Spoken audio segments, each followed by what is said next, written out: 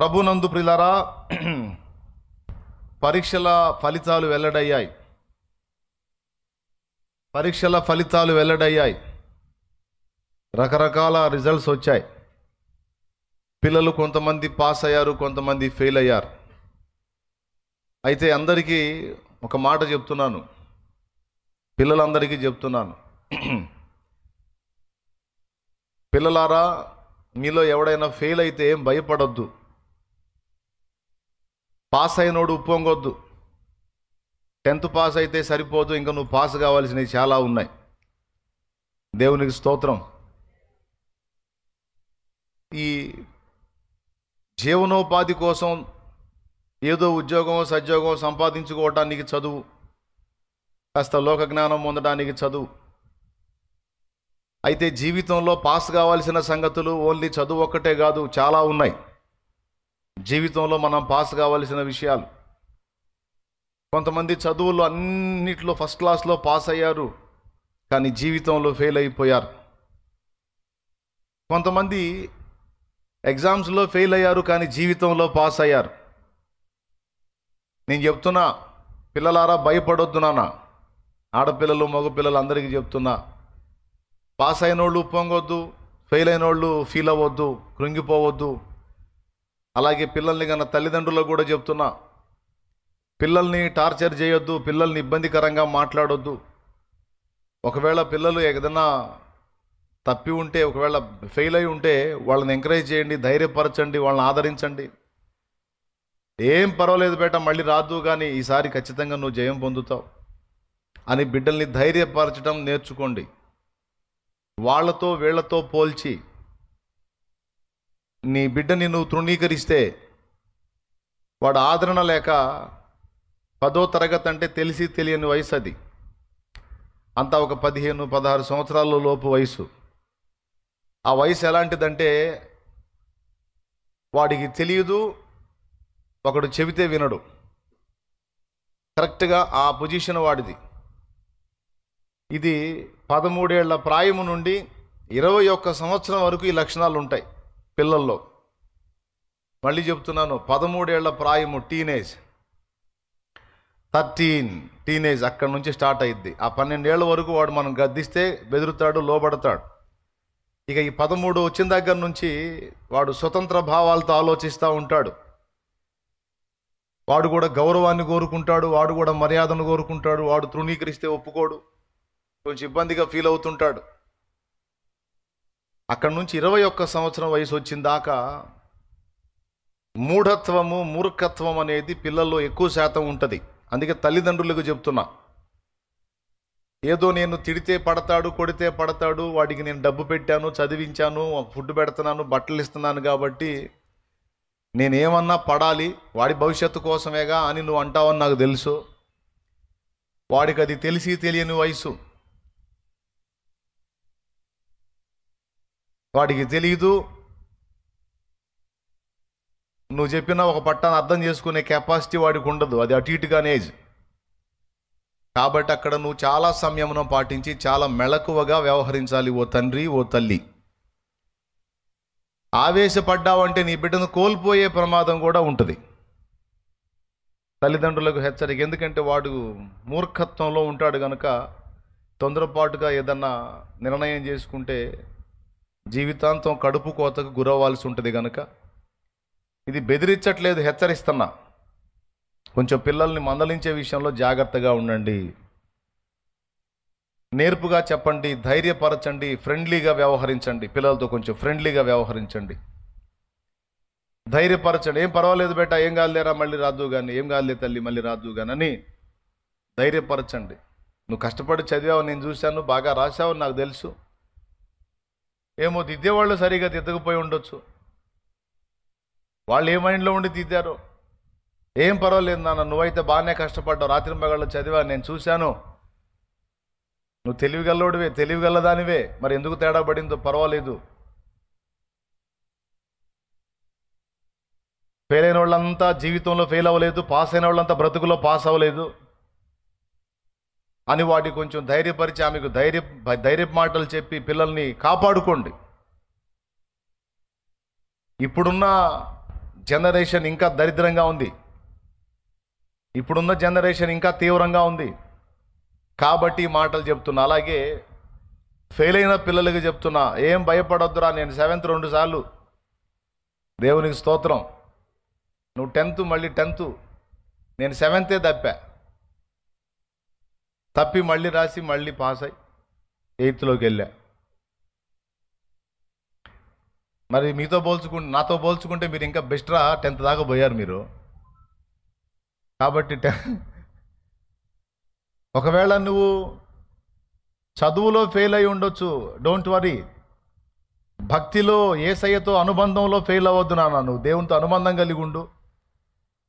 నీ ఫెయిల్యూర్ను కూడా, నీ వైఫల్యాన్ని కూడా నా తండ్రి విజయంగా మారుస్తాడు. నీ లైఫ్లో నువ్వు ఆశీర్వదించబడేటట్టు నా దేవుడు చేస్తాడు. భయపడొద్దు, కృంగిపోవద్దు బిడ్డ.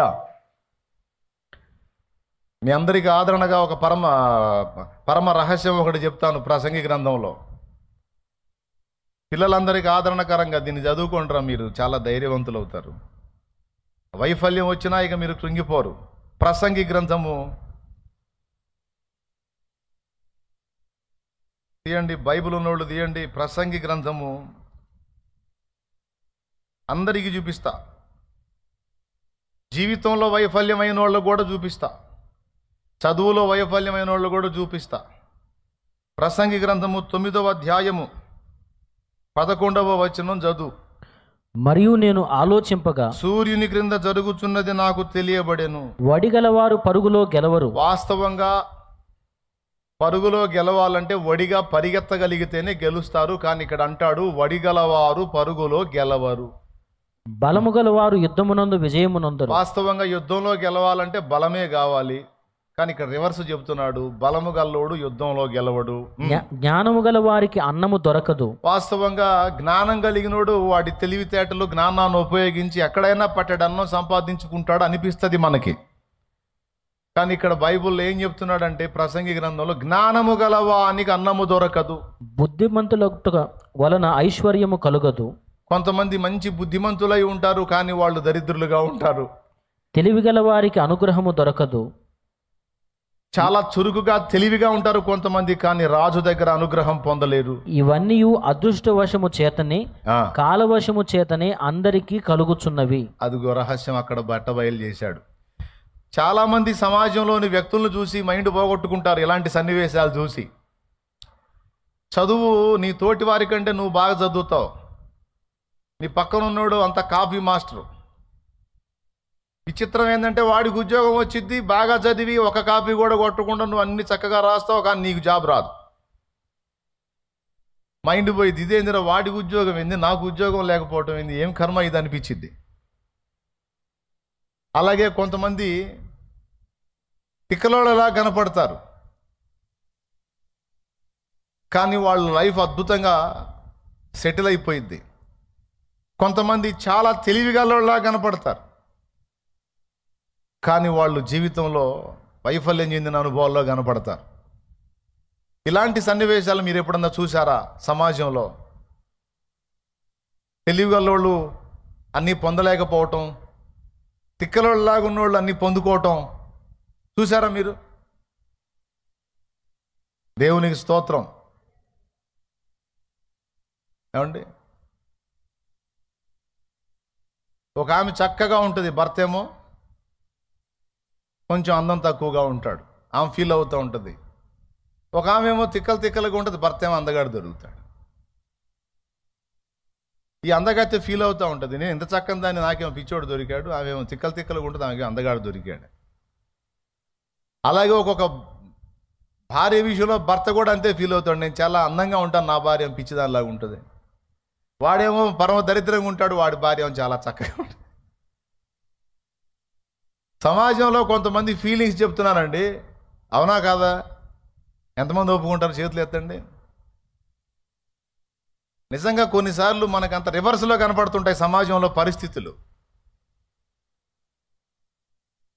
నా పక్కన కూర్చుంటాడు నా ఫ్రెండ్ ఒకడు, ఇద్దరం 7th చదివేటప్పుడు నా పక్కన కూర్చుంటాడు. వాడు ఏమి రాశాడో మాస్టర్ వాడికి ఇచ్చి చదువురా అంటే వాడు చదవలేడు, వాడు రాసింది వాడే చదవలేడు. వాస్తవంగా ఒక్కొక్కటి పనితనం ఎలా ఉంటుందంటే వాడు రాస్తే వాడు తప్ప ఇంకోటి చదవలేడు. దేవునికి స్తోత్రం. మళ్ళీ నేను రైటింగ్ బాగా రాస్తాను, కొద్దిగా బొమ్మలు వేసే కళ ఉంది, ఆర్ట్, రైటింగ్ అది బాగానే రాస్తాను నేను. వాడికంటే నేను నాకు తెలిసి ఒక 20 రెట్లు బెటరు. ఎగ్జామ్ రాస్తే వాడు పాస్ అయ్యాడు, నేను ఫెయిల్ అయ్యా. కడుపులో మండిపోయింది. ముందు అసలు ఫెయిల్ అయినందుకు కాదు, కానీ వాడు ఎట్లా పాస్ అయ్యాడో నాకు ఇప్పటికీ అర్థం కాదు. మొన్న కూడా కలిశాడు వాడు నాకు. మొన్న కలిస్తే కూడా వాడికి వెళ్ళి నేను అంతే చూసారు, ఎట్లా పాస్ అయ్యేవారు అన్నాను. నిజంగా అండి, ఆశ్చర్యం. వాడు పాస్ అయితే నేను ఫస్ట్ క్లాస్లో పాస్ అవ్వాలి అసలు, కానీ నేను ఫెయిల్. అప్పుడు నాకు ప్రసంగి 9 తెలియదుగా. నేను ఫీల్ అయ్యాను, ఏదో కుట్ర జరిగింది నా మీద, ఏదో కుట్ర జరిగింది, నన్ను ఇట్లా చేశారని బాధపడ్డాను. వాడు కూడా ఫెయిల్ అయితే నాకు ఫీలింగ్ ఉండేది, న్యాయమేలే అనుకునేవాడు. వాడు పాస్ అయ్యి నేను ఫెయిల్ అయ్యేసరికి అసలు వాడు ఏం రాశాడో వాడికి అర్థం కాదు. పేపర్ దిద్దినోడు అర్థం కాక పాస్ చేశాడా? అదే ఇవన్నీ ఆడ పరిశోధన చేసేది నేను. ఇంత రిస్క్ చేసి రాశాడంటే ఇందులో అసలు రైట్ ఆన్సరో రాంగ్ ఆన్సరో క్లారిటీ లేదు నాకు. రైట్ ఆన్సరో రాంగ్ ఆన్సరో తెలుసుకోవాలంటే ముందు అసలు వీడు ఏం రాశాడో అర్థం కావట్లేదు నాకు. వాడినే పట్టుకు రావాలి, వాడు ఆడున్నాడో తెలియదు. ఇంత కష్టపడి రాశాడంటే వాడు పాపం ఇంత రిస్క్ చేసి రాశాడంటే రైటే రాసి ఉంటాడని రైట్లు కొట్టుంటాడు. నేను అందంగా అర్థమయ్యేటట్టు రాశాను కాబట్టి అందులో తప్పులు దొరికినాయి, ఫెయిల్ చేసి ఉంటాడు. అంటే కొంతమంది ఎగ్జామ్స్లో పోయి శుభ్రంగా ఎక్కడెక్కడ స్టోరీస్ అన్నీ రాసుకుంటూ ఉంటారు, బాగా నిశ్చయంగా అనుమానం లేకుండా పేరాలు నింపుతూ ఉంటారు. కొంతమంది నేను చేసిన ప్రసంగాలు కూడా రాసి వస్తారు. వాళ్ళే చెప్పారు నాకు, నువ్వు చెప్పావు కదా నా టాపిక్ అదే రాసి వచ్చాను. దేవునికి స్తోత్రం. పిల్లలు భయపడకండి నాన్న, భయపడకండి. చదువులో ఫెయిల్ అయిన యేసుక్రీస్తునందు నేను ఉన్నందున, పరిశుద్ధ బైబిల్ గ్రంథం చదివినందున, దేవుని వాక్యాన్ని గుండెల్లో నింపుకున్నందున, ఆత్మీయ జీవితంలోనూ భౌతిక జీవితంలోనూ నేను పాస్ అయ్యేటట్టు నా యేసయ్య చేశాడు తన వాక్కు ద్వారా.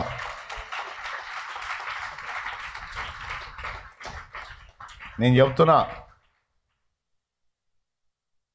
తప్పకుండా దేవుడు మీకు విజయం ఇస్తాడు. మళ్ళా ప్రయత్నిద్దురు కానీ, అంతేగాని సావులు బతుకులు అనవాకండి, ఇంకొక రకంగా ఫీల్ అవ్వకండి బాబు. ఆడపిల్లలు మగపిల్లలు అందరికీ చెప్తున్నా. ఇక్కడ చెప్పాడు, వడిగలవారు పరుగు పందెములో గెలవరు, జ్ఞానము గలవానికి అన్నము దొరకదు, తెలివి గలవారు అనుగ్రహము పొందరు, అలాగే బలము గలవారు యుద్ధమందు విజయమొందరు, బుద్ధిమంతుల గుట వలన ఐశ్వర్యము కలగదు. బుద్ధి ఎక్కువైనోడికి ఐశ్వర్యం పోయిద్ది, అది విషయం, అసలు రహస్యం. బుద్ధిమంతులైతే ఐశ్వర్యం కలగదంటే అర్థం ఏంటో తెలుసా? బుద్ధిమంతుడు అవతలోడు బాధపడితే చూడలేడు, ఉన్నయన్నీ తీసుకెళ్ళి పెడతాడు, ఇంకేముంటుంది అప్పు తప్ప. దేవునికి స్తోత్రం.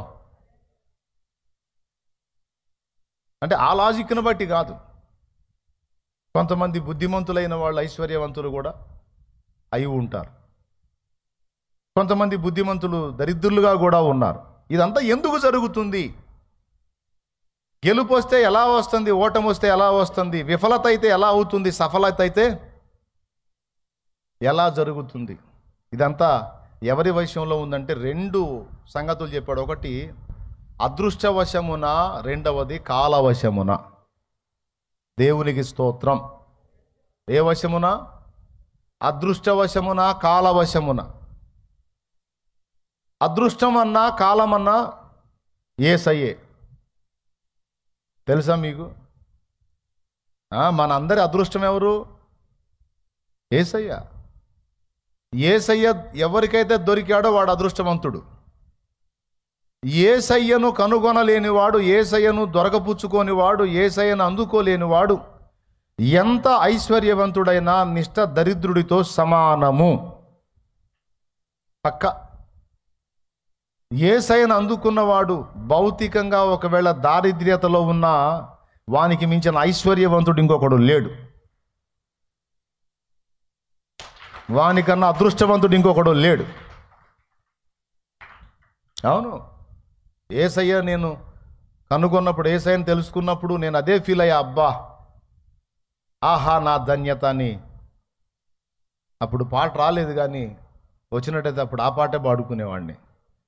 దేవునికి స్తోత్రం. నిజంగా, ఎందుకంటే అంత అంత ఆనందపడ్డాను నేను.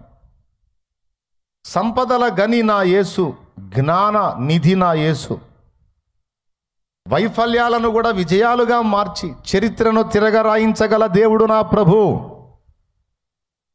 ఆయన ఒక్కడు దొరికితే చాలు, అన్నీ ఉన్నట్టే, ఇహపర సౌఖ్యములు ఉన్నట్లే. అలాంటి వాడు యేసు అదృష్టంగా ఏమవుతాడు మరి? అందుకే చెప్తున్నా, యేసు దొరికినోడు అదృష్టవంతుడు. యేసును కలిగి ఉండని వాడు ఎంత స్థితిమంతుడైనా వాడు దురదృష్టవంతుడు, దరిద్రుడు. ఎందుకంటే ఒకడు సర్వలోకమును సంపాదించుకొని వాని ప్రాణమును పోగొట్టుకుని వానికి ఏం ప్రయోజనం? లోకమంతా సంపాదించాడు కానీ యేసయ్యను పొందుకోలేకపోయాడు, చచ్చిపాతాళానికే పోతాడు. లోకమంతా సంపాదించాడు కానీ సువార్తను నమ్మలేదు. లోకమంతా సంపాదించాడు కానీ యేసుకు హృదయములో స్థానం ఇయ్యలేదు. లోకమంతా సంపాదించాడు కానీ రక్షకుణ్ణి పొందుకోలేకపోయాడు. ఇక దరిద్రుడుగా ఏమవుతాడు? కాబట్టి అది పరిస్థితి. మన అదృష్టము అంటే యేసయ్యే. అలాగే కాలము అన్నా కూడా యేసయ్యే. అదృష్టవశమున, కాలవశమున. అదృష్టం ఒక వ్యక్తిలాగా, కాలం ఒక వ్యక్తిలాగా మాట్లాడుతున్నాడు. కాలము అంటే యేసయ్యే అన్నాను నేను. ఎలా అంటే యేసు ప్రభువే చెప్పాడు, నేను ఆదియు అంతమునై ఉన్నాను. ఆదియు అంతమునై ఉన్నానంటే అర్థమైంది. ఆది అంతము అనేది కాలము. నేను ప్రసంగం మొదలుపెట్టాను ఆది, ముగిస్తాను అంతం. ఈ రెండింటి మధ్యలో ఉన్నది కాలం. కానీ యేసు ప్రభు వారు తన్ను గూర్చి తాను నేను ఆదియు అంతమునై ఉన్నాను అని తన్ను గూర్చి తాను కాలమని చెప్పుకున్నాడు. మనకు తెలిసి కాలం అంటే టైం, కానీ మనకు తెలియని సంగతి ఏంటంటే కాలము అనే వ్యక్తి ఒకడు ఉన్నాడు. కాలము అనే వ్యక్తి ఉన్నాడండి, అదృష్టం అనే వ్యక్తి ఉన్నాడండి, వాక్యము అనే వ్యక్తి ఉన్నాడండి. వ్యక్తి, ప్రేమ అనే వ్యక్తి ఉన్నాడండి, అగ్ని అనే వ్యక్తి ఉన్నాడండి. మనకు తెలిసి అగ్ని అంటే పొయ్యిలో అగ్ని, కానీ అగ్ని అనే ఒక వ్యక్తి ఉన్నాడు. అలాగే అదృష్టము అనే వ్యక్తి, కాలము అనే వ్యక్తి, మొత్తం యేసయ్య. అందుకే చెప్తున్నాను, ఎవని గెలుపోటములైనా, ఎవని దీవెన శాపములైనా, ఎవడికి ఎవరి అనుగ్రహం దొరకాలన్నా వాడు పరిగెత్తితే కాదు, వాడు తిప్పలు పడితే కాదు, ఫస్ట్ దైవానుగ్రహం వాడికి ఉండాలి. వాక్యము, కాలము, అదృష్టము, అగ్ని సమస్తము తానై ఉన్న నా ప్రభు యొక్క అనుగ్రహం దొరకాలి. అందుకే ఏబి మాస్లామణి గారు ఇలా పాడాడు,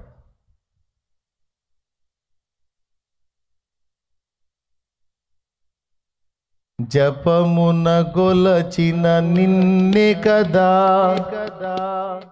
తపమున తరచిన నిన్నే గదా, విఫలులు చేసిన విజ్ఞాపనలకు, విఫలులు చేసిన విజ్ఞాపనలకు సఫలత నీవే గదా.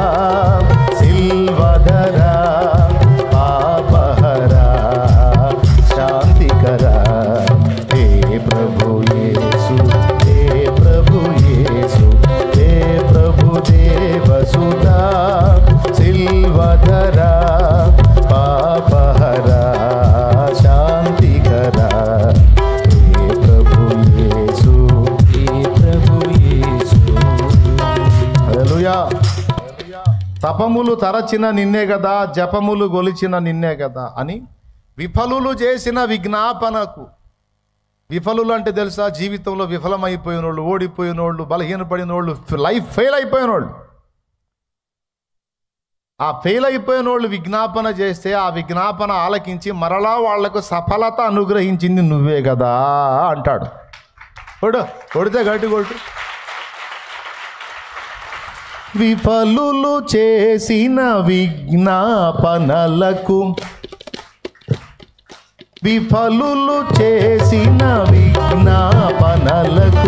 సఫలత నీవే కదా. సిల్వధరా పాపహరా శాంతికరా హే ప్రభు యేసు, హే ప్రభు యేసు. దేవునికి మహిమ. పెద్దగా చెప్పండి. విఫలతలను కూడా సఫలత చేస్తాడు. అంటే ఫెయిల్యూర్ని కూడా పాస్ అయ్యేటట్టు చేస్తాడు ఆయన. అంతా ఆయన చేతిలో ఉంది, భయపడొద్దని చెప్తున్నాడు. దేవునికి మహిమ. కాబట్టి 10th ఫెయిల్ అయితే అసలు లైఫే ఫెయిల్ అయినట్టు ఫీల్ అవ్వకరో అబ్బాయి అమ్మాయి. తల్లిదండ్రులారా, పిల్లల్ని టార్చర్ చేయొద్దు. వాళ్ళని ధైర్యపరచండి, ఆదరించండి. తప్పకుండా మళ్ళా వాళ్ళు ప్రయత్నిస్తారు, ఈసారి జయం పొందుతారు. గుర్తుపెట్టుకోండి, వాళ్ళు విజయం సాధిస్తారు. దేవుడు ఆ దీవెన వారికి ఇస్తాడు. ఒకవేళ మళ్ళా వాడు ఫెయిల్ అయినా ఏం భయపడొద్దు, వాడికి ధైర్యం చెప్పు. ఏం పర్వాలేదురా, నువ్వు ఇంతగా ఫెయిల్ అవుతున్నావు అంటే తప్పకుండా లైఫ్లో పాస్ అవుతావురా నువ్వు. దేవుడు నిన్ను ఖచ్చితంగా నిలబెట్టుకుంటాడు. నీ పట్ల ఏదో వేరు ప్రణాళిక ఉంది, దాన్ని నెరవేరుస్తాడు. ఏం భయపడొద్దు నాన్న అని ధైర్యపరచండి. ఎంతమందికి అర్థమైంది? అలాగే పాస్ అయిన పిల్లలు, ఫెయిల్ అయిన పిల్లల్ని ఎగతాళి చేయకండి. వాడిని చూసి నవ్వకండి, వాడిని ధైర్యపరచండి, వాడిని ఓదార్చండి, వాడిని ప్రోత్సహించండి. ఎందుకంటే ఈరోజు నీవు పొందిన విజయాన్ని బట్టి ఉప్పొంగితే భవిష్యత్తులో నువ్వు ఎదుర్కొనే ఓటములు కొన్ని ఉంటాయి. ఆ ఓటముల్లో నువ్వు అవమానపరిచినోడే రేపు నిన్ను మించిపోవచ్చు. నీకొచ్చిన విజయం నీకు గర్వాన్ని తీసుకొస్తే అవతలాడికి వచ్చిన అపజయం వాళ్ళలో పౌరుషాన్ని పెంచి, రోషాన్ని పెంచి వాడు నీకంటే ప్రయోజకుడుగా మారే అవకాశం ఉంది. కనుక తేడా పడ్డ వారిని, జీవితంలో ఓడిపోయిన వారిని, సేవలో ఓడిపోయిన వారిని, ఎగ్జామ్లో ఫెయిల్ అయిన వారిని తొందరపడి తృణీకరించొద్దు. నువ్వు పొందిన విజయాలను బట్టి విర్రవీగొద్దు. ఎందుకంటే ఫెయిల్ అయిన వాడికి కాసేపు వేదన, తర్వాత రోషం, పౌరుషం మేలుకుంటాయి. వాడు ఈసారి సాధించే అవకాశం ఉంది. కానీ విజయం పొందిన వాడికి గర్వం వెంటాడుతూ ఉంటుంది. అది జీవితంలో అయినా, సేవలో అయినా, ఎగ్జామ్స్లో అయినా, దేనిలో అయినా విజయం పొందిన వాళ్ళని గర్వం వెంటాడిద్ది. వైఫల్యం, ఫెయిల్యూర్ పొందినటువంటి వానికి దీన మనసు వచ్చింది, హృదయం గాయమైద్ది, వాళ్ళు రోషం, పౌరుషం మేలుకుంటాయి. వాడు తప్పకుండా తర్వాత పోరాడి గెలుస్తాడు. వాడు ఇవన్నీ ఎందుకు చెప్పాల్సి వచ్చిందంటే 10వ తరగతి ఫెయిల్ అయినందున విద్యార్థి ఆత్మహత్యాన్ని చూసి చీదరబుట్టి చెబుతున్నా. చిన్న వయసులో పసిబిడ్డలు ఉసరుసర ప్రాణం తీసుకునే ప్రమాదం ఉంది కనుక దయచేసి పిల్లల్ని కాపాడుకోమని చెప్తున్నా. బ్రతుకు, సమాజంలో బ్రతకడానికి చదువు అవసరం, కానీ బతుకంతా చదువే కాదు. బతుకు దేవుని కోసం, బతుకు సమాజం కోసం. ఓకే, పిల్లలకు ఒకవేళ అవగాహన కల్పిస్తే ఎలా కల్పిస్తారో తెలుసా? సమాజంలో నువ్వు ఒక మేలుకరమైన వ్యక్తిగా ఉంటున్నట్లు చదువు నాన్న. 10 మందికి నువ్వు ప్రయోజనకారివిగా కావాలి తల్లి. 10 మందికి నువ్వు ప్రయోజకుడుగా కావాలి నాన్న. నీ ఒక్కడి కడుపు కోసం చదవద్దురా, నీ ఒక్కదాని పొట్ట కోసం చదవద్దమ్మా. 10 మందికి నువ్వు దీవెనకరమగున్నట్లు చదవాలి. జాగ్రత్త అని పిల్లలకు నేర్పుకో. సమాజం కోసం వాళ్ళకి దృష్టి చిన్నప్పటి నుంచే నేర్పు. సమాజ శ్రేయస్సు, సమాజ హితవు కోరేటట్టు తప్పకుండా వాళ్ళు ప్రయోజకులు అవుతారు. కృంగిన వారిని లేవనెత్తండి, ధైర్యపరచండి. Okay, right. ఇప్పుడు చదువుకున్న వాక్య భాగంలోకి వద్దాం. ఇప్పుడు మీ అందరికీ ధైర్యం కలిగింది కదా? ఎవడికి అన్నం దొరకాలన్నా, ఎవడికి అనుగ్రహం దొరకాలన్నా, ఎవడికి విజయం దొరకాలన్నా ఎవరి చేతుల్లో ఉంది? పెద్దగా చెప్పండి, ఇంకోసారి చెప్పండి. అంతే, అదృష్టవశమున, కాలవశమున ఉంది. సమస్తము తన గుప్పెట్లో పెట్టుకున్న నా ప్రభువు ఉన్నాడు. తగిన కాలం ముందు తప్పకుండా నీకు కూడా సహాయం చేస్తాడు. ఆ మాత్రం విశ్వాసం ఉంచి నిరీక్షించలేనోడివి నువ్వేం విశ్వాసివి? విశ్వాసం ఉంచాలి, దేవుని వైపు నిరీక్షణ ఉంచాలి, ఎదురు చూడాలి. దేవుని కార్యం తప్పకుండా పొందుకుంటాం. కొంచెం మనకు ఓర్మి తక్కువ, కొద్దిగా ఓపిక పడితే తప్పకుండా దేవుడు మనకు సిద్ధపరిచినటువంటి వాటన్నిటిని మనకు అందొచ్చేటట్టు చేస్తాడు. ఆమేన్. ఇప్పుడు చదువుకున్న వాక్య భాగంలోకి వద్దాం రండి. పిల్లల కోసం చెప్పాలనుకున్న విషయాలు చెప్పాను. దయచేసి పిల్లల్ని కోల్పోవద్దు, పిల్లల్ని ధైర్యపరచండి. దేవుని కృపను బట్టి నా పిల్లల్ని అయితే ఎప్పుడూ టార్చర్ చేయలా. వాళ్ళని అడిగినా చెప్తారు మీరు. నేను ఇక్కడ మీకు చెప్పటమే కాదు, నా పిల్లలు కూడా టార్చర్ పొందల చదువు విషయంలో.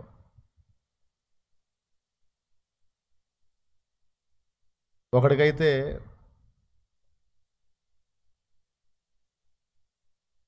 స్కూల్కి పంపించాను కానీ ఎక్కలా బుర్రకి. చిన్నప్పుడు మీకు తెలుసా, 1 సంవత్సరం స్కూల్ మానిపించా వాడిని. ఎవడో చెప్పను, ఇద్దరిలో ఒకడిని. దేవునికి స్తోత్రం. మళ్ళీ వాడు అవమానం ఫీల్ అయ్యే అవకాశం ఉంది. అందుకని నువ్వు నా పరువు బయట వేస్తున్నావు డాడీ అని చెప్పుకున్న రోజు వాడే చెప్పుకుంటాడు. దేవునికి స్తోత్రం. 1 సంవత్సరం స్కూల్ మానిపించాను నేను.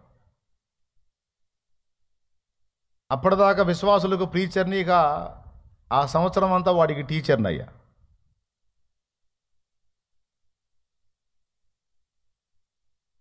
నాకు తెలిసిన సబ్జెక్ట్ అంతా వాడికి నేర్పా. ఇంకేం లేదు, నేను పరిచర్యకి పోయి రావటం, వాడిని కూర్చోబెట్టడం, వాడి చేత అన్ని రాయించటం, చదివించటం. దేవుని కృపను బట్టి వాడికి స్కూల్లో 6 తరగతులు చదివితే ఎక్కనిది దేవుని కృపను బట్టి అంతా 2-3 నెలల్లో వాడికి అవగాహన కల్పించేటట్టు దేవుడు కృపనిచ్చాడు.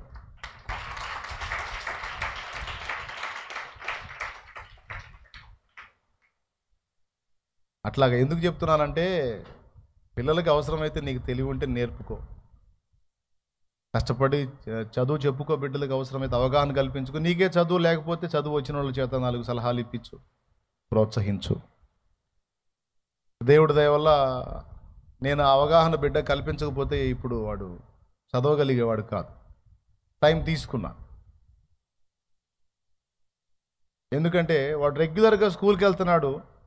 ఓ రోజు కూర్చోబెట్టి నా పేరు రాయరా అన్న, వాడు రాయలేకపోయాడు. తెలుగులో నా పేరు రాయనా అన్న, రాయలేవాడు. సరే అమ్మ పేరు రాయరా అన్న, రాయలా.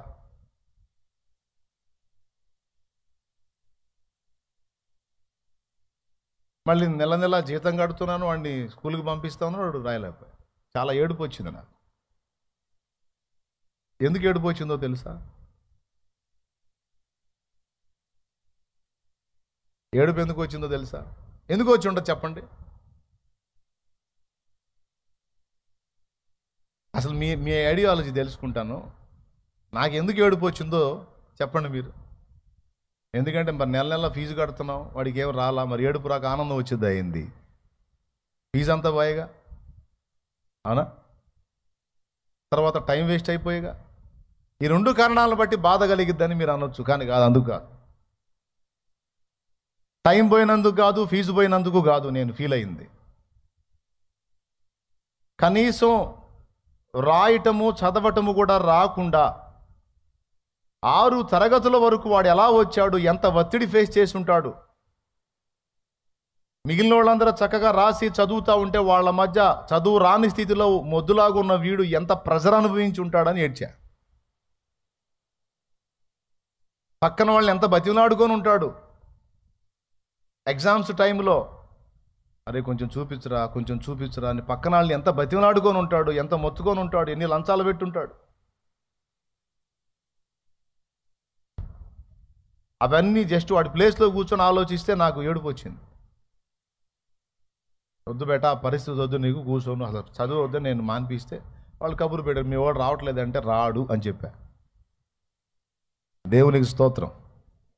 రాడు సార్, నేనే చెప్పుకుంటా.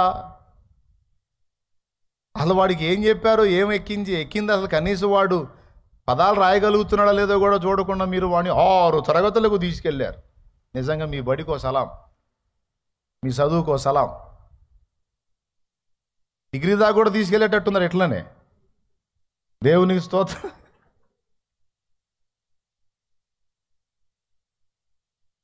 ప్రియులారా, నేనే చెప్పుకున్నాను ఈరోజు చక్కగా దేవుని కృపను బట్టి వాడు మీ పేరు కూడా రాస్తాడు. ఇప్పుడు చక్కగా చదువుతాడు, తెలుగు చదువుతాడు అంటారా. ఇక తెలుగు విషయంలో డౌట్ లేకుండా వంట పట్టింది. తర్వాత ఇంగ్లీష్ తిప్పలు పడ్డాడు. ఇప్పుడు ఇందులో తిప్పలు పడి లైన్లోకి వచ్చాడు అనుకో. ఇప్పుడు మీకు కోటి వరహాల ప్రశ్న, ఇంతకు పెద్దోడా చిన్నోడా? ఎవడో నేను చెప్పను. దేవునికి స్తోత్రం కలుగును గాక. హల్లెలూయా. అది పరిస్థితి. చేతనైతే నేర్పుకోండి, ఓర్పుగా చెప్పుకోండి, నేర్పించుకోండి. బిడ్డలు తప్పకుండా ప్రయోజకులు అవుతారు. కన్న తల్లివి నువ్వే నిందిస్తే, కన్న తండ్రివి నువ్వే నిందిస్తే, నువ్వే దూషిస్తే, నువ్వే తృణీకరిస్తే, నువ్వే వ్యధవం చేసి మాట్లాడితే, నువ్వే పనికి మాలింది అని నువ్వే మాట్లాడితే ఆ బిడ్డకు ఆదరణ ఎక్కడ తల్లి? పద్దాకలు ప్రవక్తలాగా పనికి మాలింది ప్రవచించి నిజంగా పనికి మాలింది తయారైంది. పనికిమాలుడు, దరిద్రుడు, ఎదవా అని పద్దాకలు అలా మాట్లాడి చివరికి వాడు నంబర్ 1 ఎదవే తయారవుతాడు. అనొద్దు బిడ్డ, అట్లా అనొద్దు. పిల్లల్ని ధైర్యపరచండి. థామస్ ఆల్వా ఎడిసన్ వినపడదు, ఆయనకి వినపడదు. చదువు చెప్పలేక విసుగు పుట్టి ఒక పేపర్ రాసి పంపించారు ఇంటికి ఆయన్ని. ఎదవలు చూశాక నేను ఎదవని చూడలేదు. వీడికి వినపడదు, పోనీ సైకిల్తో చెప్పిన అర్థమై సావదు. వీడికి చదువు చెప్పి వీడిని ఒక ప్రయోజకుడిని చేయటం మా వల్ల కాదు, నీ చేతనైతే నువ్వే చేసుకోమని ఇంటికి పంపించారు. ఇంటికి వచ్చాడు ఆ పేపర్ తీసుకొని, తల్లికి చూపించాడు. పేపర్ ఇచ్చారు మమ్మీ అని. చదివింది, చదివి ఏడ్చుకుంది. ఏంటి మమ్మీ ఏమి రాశారని అడిగాడు. తల్లి ఏం చెప్పిందో తెలుసా? ఎగతాళిగా కాదు, సీరియస్గానే చెప్పింది. నువ్వు పెద్ద మేధావివంట, నీలాంటి మేధావికి చదువు చెప్పగలిగే అంత సామర్థ్యం వాళ్లకు లేదట.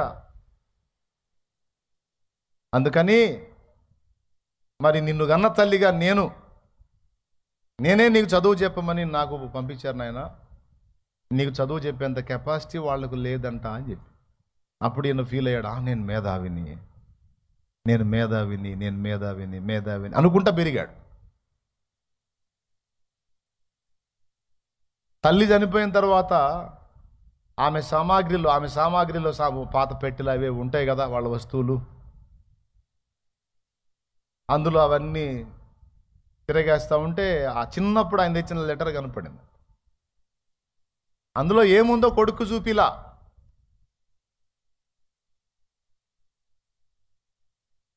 కొడుకు పెద్దవాడై ప్రయోజకుడు అయ్యాడు. ఇదిగో మన కళ్ళ ముందు వెలుగుతున్న బల్బును కనుగొంది ఆయనే, థామస్ ఆల్వా ఎడిసన్.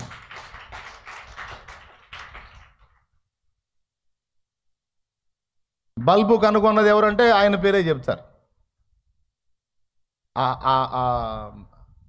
ప్రపంచ మేధావులో ఒక మేధావిగా అయిపోయాడు. వెధవయ్యాడా, మేధావయ్యాడా? ఇతను స్కూల్లో చదువు చెప్పబడ్డా, ఇంటికి పంపబడ్డా? అందుకే ఎవరైనా ఆ స్థితిలో కనపడితే నేను చాలా వింతగా చూస్తా, అబ్బో వీడు కాబోయే మేధావి కాబోలని. దేవునికి స్తోత్రం. 6 తరగతులు చదివిన పదాలు రాని నా కొడుకును కూడా అంతే ఫీల్ అయ్యాను నేను. అబ్బా, నా ఇంట్లో కూడా ఒక మేధావి తయారవుతున్నాడు. నేను చెప్పేది నిజం. నా ఇంట కూడా ఒక మేధావిని దేవుడిచ్చాడు. దేవునికి స్తోత్రం అని ఆనందపడ్డా. ఏడవలా, మొత్తుకోలా, ఫీల్ అవ్వాలా. ఎందుకు ఏడ్చానో చెప్పా.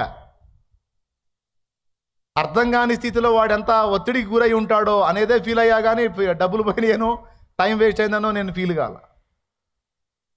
తర్వాత దేవుని బట్టి ధైర్యం తెచ్చుకొని ఆనందపడ్డా. నా ఇంట కూడా ఒక మేధావిని దేవుడు లేపాడని. అంటే పిల్లల్ని ఎలా బ్యాలెన్స్ చేసుకోవాలో, పిల్లల్ని ఎలా ప్రశంసించి వాళ్ళని లైన్లో తెచ్చుకోవాలో చెప్తున్నాను నేను. నేర్చుకోండి. పిల్లలతో ఎలా వ్యవహరించాలో తెలియచావట్లా కొంతమందికి, అందుకని చెప్తున్నాను నేను. పెద్దోళ్ళకి చిన్నోళ్ళకి అందరికీ చెప్తున్నాను, గుర్తుపెట్టుకొని పిల్లల్ని జాగ్రత్తగా పెంచడం నేర్చుకోండి. నీ నోరు ఉపయోగించే తీరును బట్టి పిచ్చోడు కూడా మేధావిగా తయారయ్యేటట్టు నువ్వు చేయొచ్చు. ప్రోత్సహించండి, ప్రశంసించండి, మెచ్చుకోండి. వాడు కృంగిపోతే వాడి వెన్ను తట్టడం లేదు బేటా, నువ్వు మంచి పనోడు అవుతావు, ప్రయోజకుడు అవుతావు, మేధావి అవుతావు. మా నాన్న రెగ్యులర్గా వాడేవాడు ఈ పదం. ఇంటిని నిలబెట్టాల్సింది నువ్వే, ఇంటిని నిలబెట్టాల్సింది నువ్వే, ఇంటిని కాపాడాల్సింది నువ్వే అని పర్సనల్గా నేను ఆయనతో నడుస్తున్న ప్రతిసారి కూడా ఇంటి బాధ్యత నీదే, ఇంటి బాధ్యత నీదే, నీ చేతుల్లోనే ఉంది, నీ ఇష్టం అని చెప్పేవాడు నా తండ్రి. ఎక్కడన్నా నేను కోపతాపాన్ని ఆవేశపడి పొరపాటు అడుగులేస్తే ఆయన ఏం చెప్పాడు తెలుసాయా? తెలివిగల్లోడు అనుకున్నా, జ్ఞానవంతుడు అనుకున్నా, నువ్వు కూడా ఇట్లా చేస్తే ఎట్లా? వాస్తవానికి మనం నెంబర్ 1 ఉంటా, కానీ ఆయన మాటల దెబ్బకి ఫుల్ ఛార్జ్ అయ్యేది. ఒరే నేను మంచివాడిని ఇప్పుడు. మా నాన్న హృదయంలో నాకు ఇంత విలువ ఉంది. ఎవడు బయటోడు పిచ్చోడు అనుకుంటే నాకెందుకు, బయటోడు మేధావి అనుకుంటే నాకెందుకు? మా నాన్న నన్ను తెలివిగల్లోడు అన్నాడు, మా నాన్న ఇంటి బాధ్యత నాదే అన్నాడు, మా నాన్న కుటుంబాన్ని నడిపించుకురావాల్సింది నువ్వే అన్నాడంటే మా నాన్నకి ఎంత భరోసా ఉంది నా మీద, ఎంత నమ్మకం ఉంది నా తండ్రికి నా మీద. అదే మైండ్లో పడింది. నిజంగానే ఆ విధంగా నేను ఆలోచనలు ప్రభావితమైన దేవుని మహాకృపను బట్టి దేవుడు చివరికి కుటుంబానికే బాసటగా మార్చి పడేశాడు ఆయన.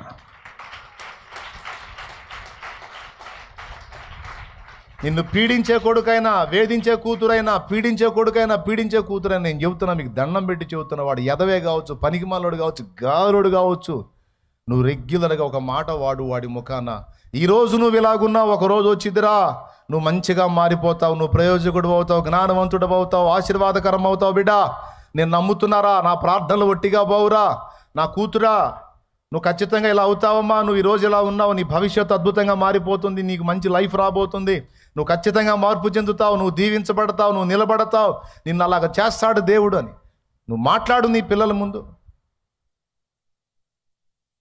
వాడు పెట్టే విసుగు దెబ్బకి నువ్వు చస్తావు రే, నువ్వు మధ్యలోనే చస్తావు.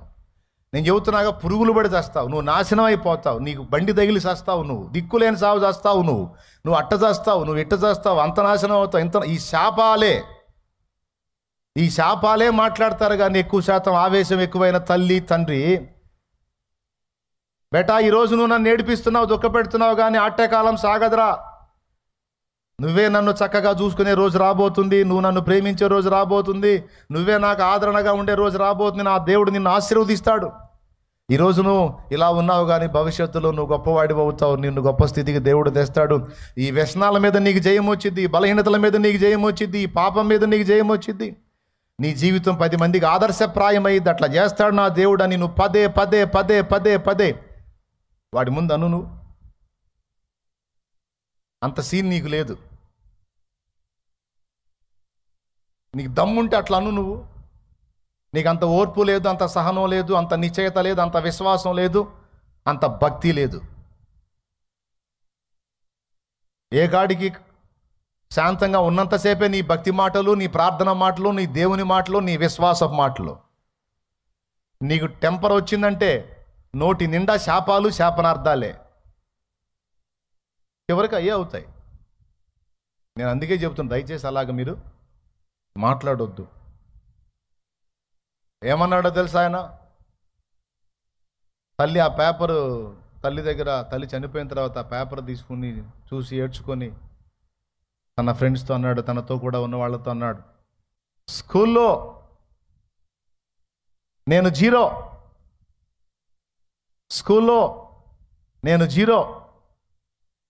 కానీ నేను జీరోగా ఉన్నప్పుడే స్కూల్ పిల్లలందరికీ, స్కూల్ మాస్టర్స్కి, టీచర్స్కి అందరికీ నేను జీరో, కానీ ఆ దశలోనే మా అమ్మకు నేను హీరో.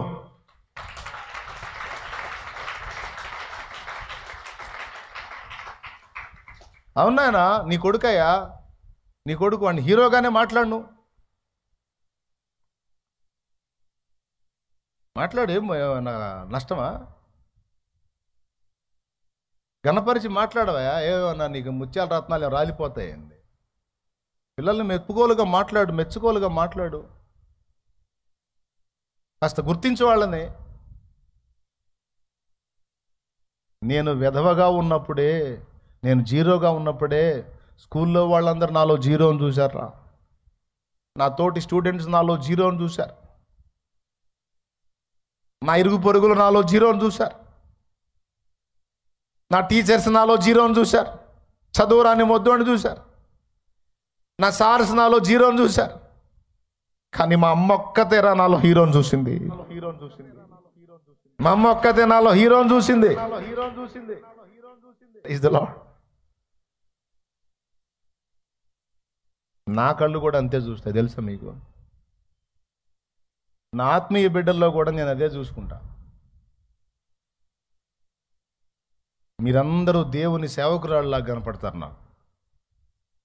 ఎవరు నా ముందుకు వచ్చినా సరే ఒక సేవకురాలు కనపడతా ఉంటా, ఒక సేవకుడు కనపడతా ఉంటా. అలానే చూసుకుంటాను నేను.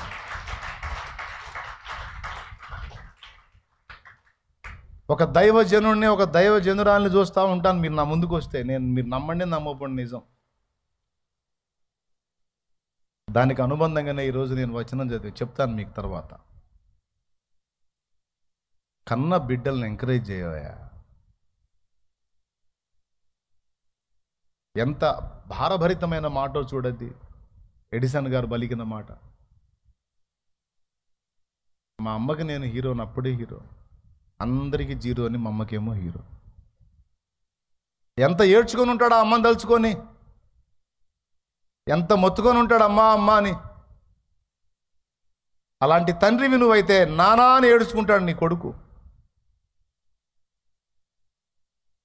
ఈరోజు మా నాన్న నాకు బెస్ట్ ఫ్రెండ్ అని ప్రతిరోజు మా నాన్నని గుర్తు చేసుకొని రోజు ఒక రోజు కూడా లేదు నాకు.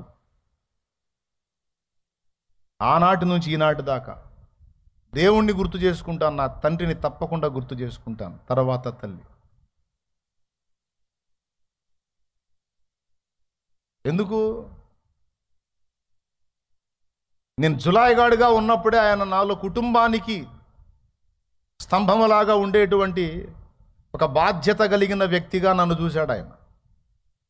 ఆ మాటే పదే పదే పదే పదే పలికాడు. చివరికి అదే దేవుడు ఆమేన్ అన్నాడు. ఒక కుటుంబానికి కాదు, అనేక కుటుంబాలకి దీవెనకరంగా నా బ్రతుకును మార్చి పడేశాడు నా యేసయ్య. గొప్ప కోసం చెప్పట్లా, మీకు నేర్పించాలని చెప్తున్నాను. నేను నేర్చుకుంటారని చెప్తున్నాను. పిల్లల్ని ఎలాగ పెంచాలో, పిల్లలకి ఎలా ఎంకరేజ్ ఇవ్వాలో, నోరు తెరిచిన కాడ నుంచి దరిద్రపు కొట్టు మాటలు, శాపనార్థాలు, పనికి మళ్ళీ పాపిష్టి మాటలు కాదు. అబద్ధాలు ఆడకుండా చెప్పండి. వాడు సౌమ్యంగా ఉన్నంత వరకు మా అబ్బాయి మంచివాడు, మా అబ్బాయి రత్నం, మా అబ్బాయి అది అంటావు. వాడు కొద్ది రివర్స్ గేర్ వేసాడు అనుకో, నువ్వు జావా నీ దినం చేయ అంటావా? నువ్వు అబద్ధాలు ఆడకుండా చెప్పు. అంటాను అన్నోళ్ళు చేతులు ఎత్తండి. ఇగో షో చేయొద్దు. నీకు ఆవేశం కట్టలు తెంచుకున్నప్పుడు వాడిని చండాలంగా మాట్లాడతావు, లేదు చెప్పు, చేతులెత్తు. పాపం పోసినప్పుడు ఏం మాట్లాడతావు నువ్వు, నీకు తెలీదు. ఒప్పుకో, దిద్దుకో.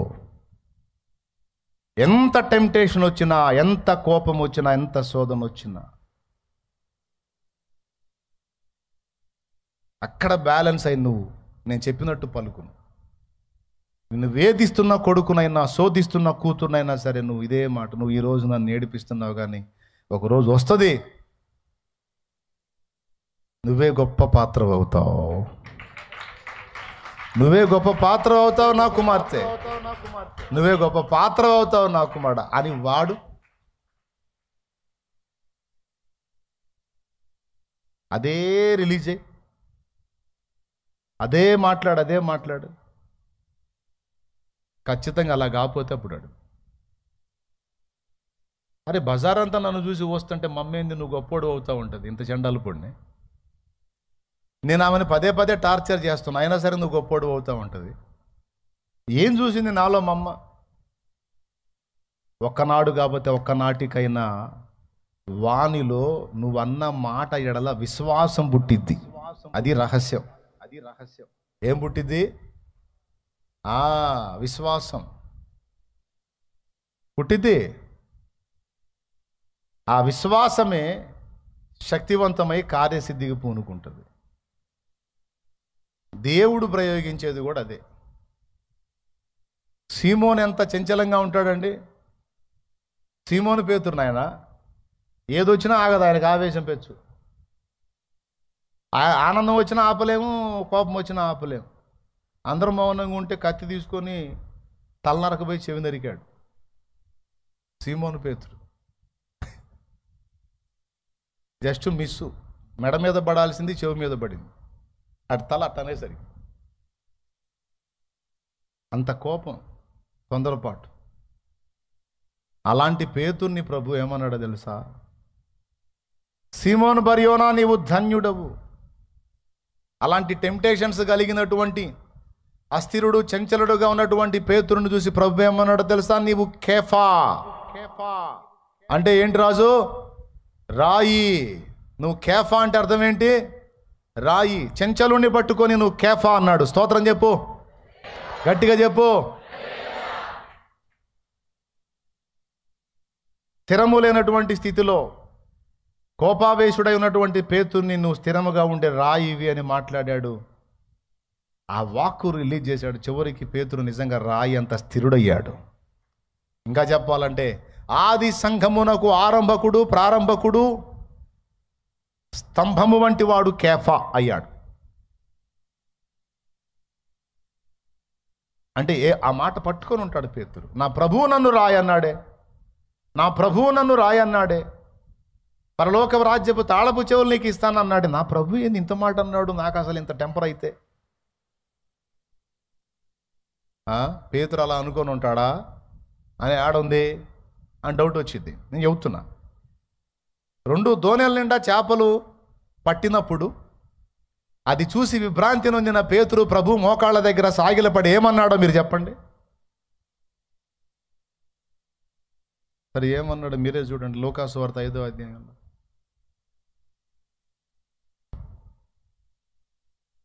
8వ వచనం. సీమోను పేతురు అది చూచి యేసు మోకాలు ఎదుట సాగిలపడి, ప్రభువా నన్ను విడిచిపొమ్ము, నేను పాపాత్ముడనని చెప్పాను. దేవునికి స్తోత్రం కలుగును గాక. అంటే సీమోను పేతురు ఏమని ప్రకటించుకున్నాడు? నేను అయోగ్యుణ్ణి, నేను పాపాత్ముణ్ణి. అంటే ఆయన మనసులో అలాంటి ఫీలింగ్స్ ఉన్నాయి.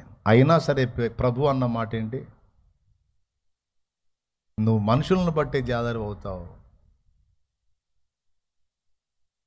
మనుషుల్ని బట్టే జాలరు అవుతావు. అరే చేపలు పట్టడమే నా చేత కాలేదు, నువ్వు చెబితే అని చేపలు పడ్డాయి, లేకపోతే నా వల్ల కాలేదు. ఇంక నేను మనుషుల్ని ఏం పడతాను? అయినా సరే నువ్వు అన్నావు కాబట్టి పడతా. ఎంతమందికి అర్థమవుతుంది? మనం విడుదల చేసేటువంటి వాక్కు ఎంత శక్తివంతమో మీరు కొంచెం ఆలోచించండి. నీ పిల్లల వైపు చూసి, ఉద్యోగం రాలేదమ్మా, నాకు ఉద్యోగం రాలేదు అంటే చెప్పాలి. లేదు బేటా, ఖచ్చితంగా ఇస్తాడు దేవుడిని. వచ్చిద్దిరా, నువ్వు మంచి ప్రయోజకుడు అవుతావు నాయన, మంచి ప్రయోజకురాలు అవుతావు. మనం కుటుంబానికి దీపం అవుతావు బేటా, నువ్వు దీపం అవుతావు తల్లి, నువ్వు నిలబడతావు బేటా, నువ్వు నిలబడతావుమా అని చెప్పాలి. నువ్వు అదే రిలీజ్ చేయాలి. ప్రభువు చేసింది అదే, ప్రభువు చేసింది అదే. శుభకరమైన వాక్కును విడుదల చేస్తాడు. గానుగ చాటున దాక్కొని గోధుమలను దుళ్ళగొట్టుకుంటున్న గిద్యోనును చూసి ఎంతలో మాట అన్నాడండి. మనమైతే దేవుడి ప్లేస్లో మనం ఉంటే గానుగ చాటున దాక్కున్న పిరికి పంద రా అనేవాళ్ళం. మిథ్యానీయులకు భయపడి గానుగ చాటున దాక్కున్నావా, పిరికి పంద, దద్దమ్మ, చేతగానోడా, పనికి మాలోడా, అసమర్థుడా, రా అనేవాడు. ఇన్ని టైటిల్ పెట్టి నాకు ఎందుకు వస్తాడు? ఇంకా అది దాక్కునేవాడు. ప్రభు అలా అనలా. చూడు, న్యాయాధిపతుల గ్రంథము 6వ అధ్యాయము చదువు. 11వ వచనం. యెహోవా దూత వచ్చి అబీయెజ్రీయుడైన ఏవాషునకు కలిగిన ఓఫ్రాలో మస్తకి వృక్షము క్రింద కూర్చుండెను. ఏవాషు కుమారుడైన గిద్యోను మిద్యానీయులకు మరుగైనున్నట్లు గానుగు చాటున గోధుమలను దొల్లగొట్టుచుండగా యెహోవా దూత అతనికి కనబడి, పరాక్రమము గల బలాఢ్యుడా, యెహోవా నీకు తోడై ఉన్నాడని అతనితో అనగా, గిద్యోను చిత్తము నా ఆగు. పరాక్రమం ఉందా గిద్యోన్లో? ఆయన బలాఢ్యుడా? పరాక్రమవంతుడు దాక్కుంటాడా? పరాక్రమవంతుడు పౌరుషం కలిగి మీసములు తిప్పి అందరి ఎదుట నిలబడతాడు ధైర్యంగా. పరాక్రమం అంటే అది. అరే గానుగు చాటును దాక్కొని గోధుమలను దొల్లగట్టుకొని పబ్బం గడిపోవడానికి తిప్పలు పడుతున్నాడు చూసి పరాక్రమం గల బలాఢ్యుడా అంటాడు. ఎంతలో టైట్లు ఇచ్చాడో చూడు. చివరికి మీరు చెప్పండి, గిద్యోను అనుకున్నది జరిగిందా? దేవుడు అన్నది జరిగిందా? పేతురు అనుకున్నది జరిగిందా? ప్రభు అన్నది జరిగిందా? పేతురు ఏమనుకున్నాడు? నేను పాపాత్ముడను, ప్రభువా నన్ను విడిచిపో. ఇది పేతురు అనుకున్నది.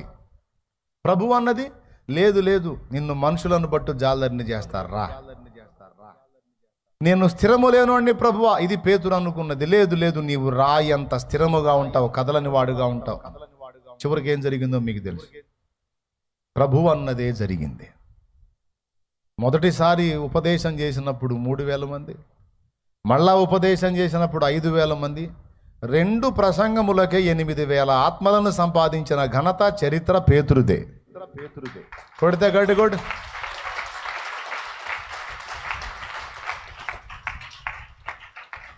వల వేసాడంటే వల ఖాళీగా రాదు, ఇక చేపలు పడాల్సిందే.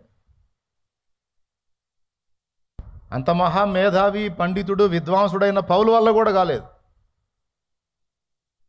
అన్ని ఆత్మలు పట్టడం చాలా. కానీ పేతురు వల తీసుకున్నాడంటే అవుట్. బాప్తిస్మాలు ఇయ్యలేక సావాలా, అంతమంది వస్తారు.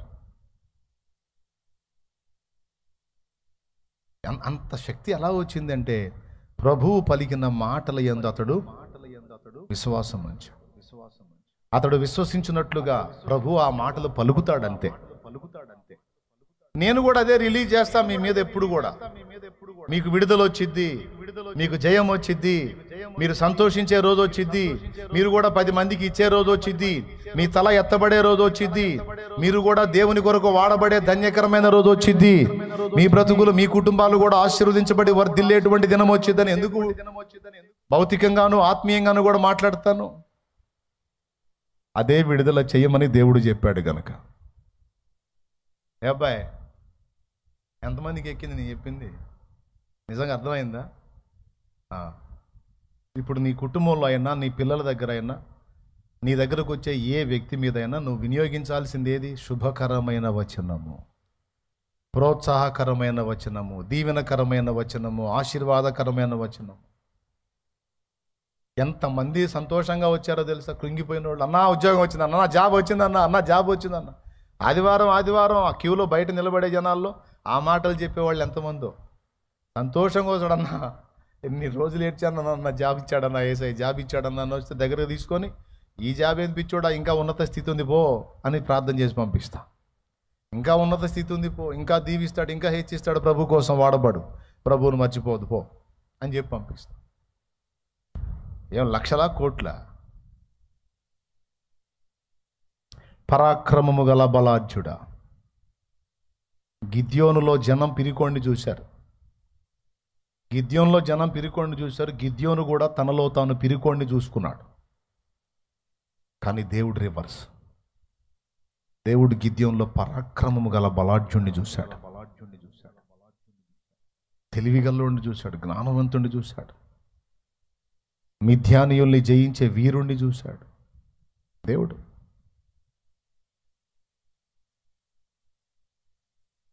దావీదులో గర్విష్ఠుని చూశాడు పెద్దన్న ఏలియాబు. నీకు గర్వం రా, నువ్వు గర్విష్ఠుడివి అన్నాడు. యెషయి గొర్రెలు కాసేవాడిని చూశాడు. యెషయి దావీదులో ఒక రాజు ఉన్నాడు అనుకోవాల. వాళ్ళ సొంత అయ్యా, వాళ్ళ నాన్న. తెలుసా మీకు? ఏం పర్లా, నువ్వు చదివించింది ఏం చెబుతుంది అని అనుకోవద్దు.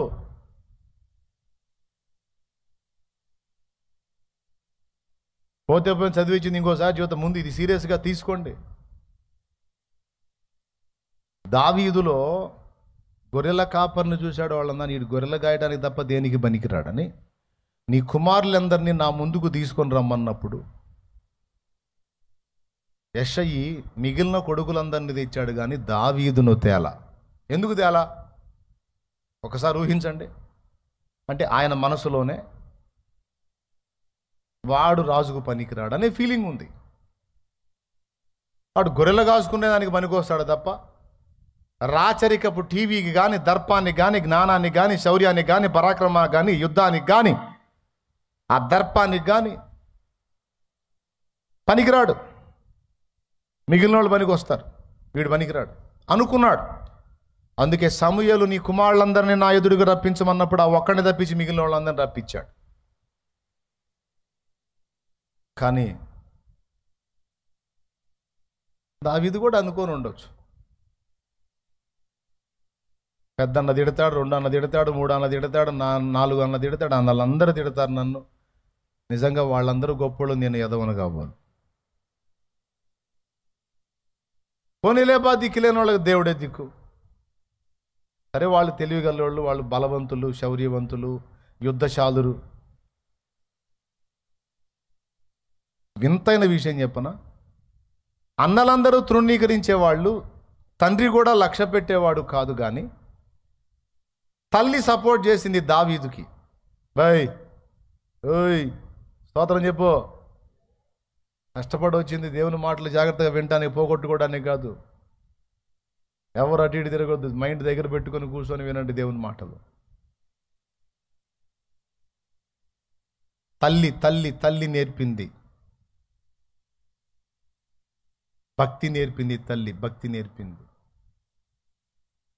అయితే గీతే ఒక భక్తుడిని అవుతాను, కానీ రాజును గాలేను, శౌర్యవంతుణ్ణి గాలేను, పరాక్రమం. మా అన్నోళ్ళు పనోళ్ళు. దావీదు ఫీలింగ్ అదే, యెషయి ఫీలింగ్ అదే, దావీదు అన్నల ఫీలింగ్ అదే. బజార్లమ్మిటి బాలుడుగా దావీదు తిరుగుతున్నప్పుడు సమాజ ప్రజలు ఎవడన్నా అనుకొని ఉంటారా ఇశ్రాయేలుకు రాజని? వచ్చిద్దా ఊహ? కానీ వీళ్ళెవ్వరూ అనుకొనక మునిపే దావీదు అనేవాడు తన తల్లి గర్భములో రూపింపబడక మునిపే దేవుడు దావీదులో ఒక పరాక్రమము కలిగిన ఇశ్రాయేలు రాజును చూశాడు. అది నా దేవుడు.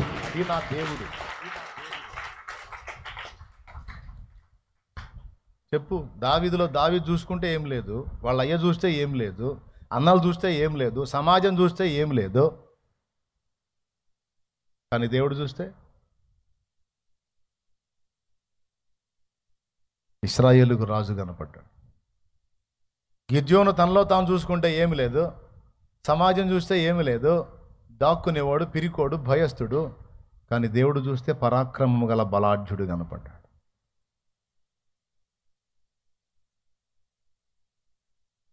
పేతురు తనలో తాను చూసుకుంటే పాపాత్ముడు, చంచలుడు, అస్థిరుడు. కానీ ప్రభు పేతురికి వెళ్ళి చూస్తే కేఫా, రాయి.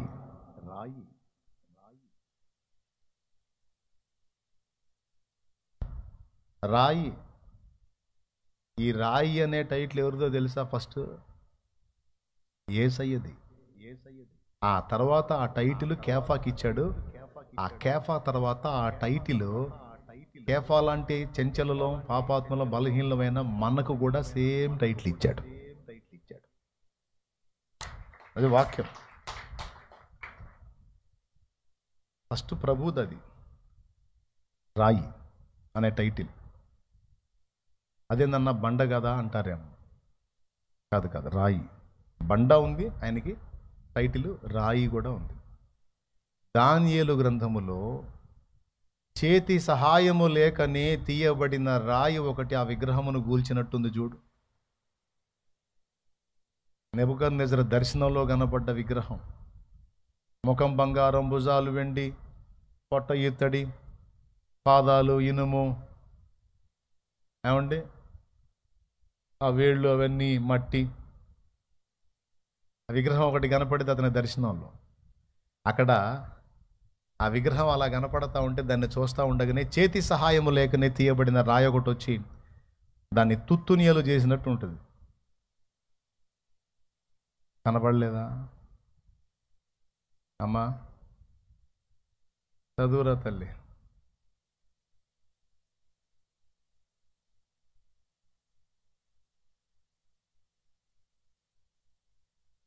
దానియేలు గ్రంథము 2వ అధ్యాయం 45వ వచనం. చదివేసే నాన్న. చేతి సహాయము లేక పర్వతము నుండి తీయబడిన ఆ రాయి ఇనుమును, ఇత్తడిని, మట్టిని, వెండిని, బంగారం. పర్వతం అంటే దేవుడండి.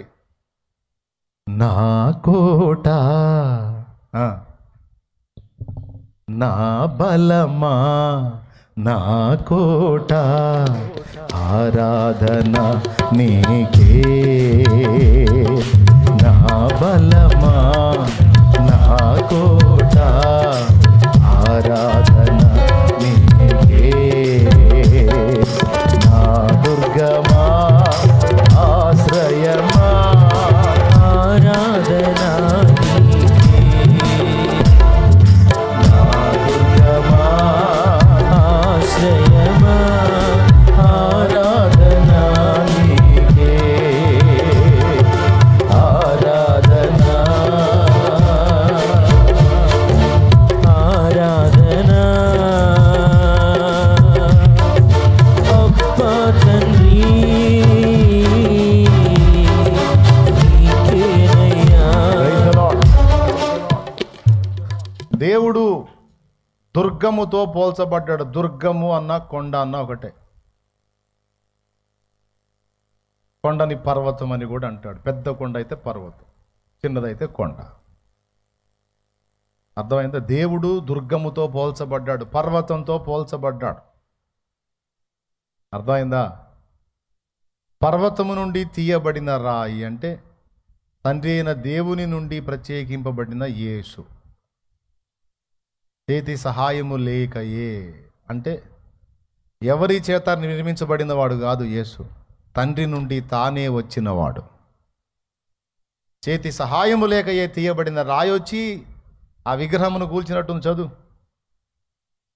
చేతి సహాయము లేక పర్వతము నుండి తీయబడిన ఆ రాయి ఇనుమును, ఇత్తడిని, మట్టిని, వెండిని, బంగారమును పగులగొట్టగా తమరు చూచితిరి. ఇందువలన మహాదేవుడు ముందు జరగబోవు సంగతి రాజునకు తెలియజేసి ఉన్నాడు. ఏమండి? అది సంగతి. అక్కడ రాయి ఎవరో తెలుసా? యేసయ్యే. ఒకటి, పేతురుకి ఏమని టైటిల్ ఇచ్చాడు? సీమోన్ నీవు కేఫా అనబడదు అంటే రాయి. కేఫా అనే మాటకు అర్థం రాయి అని ఉంటుంది. అది ఎక్కడ ఉంచుద్ది? మత్తయి సువార్త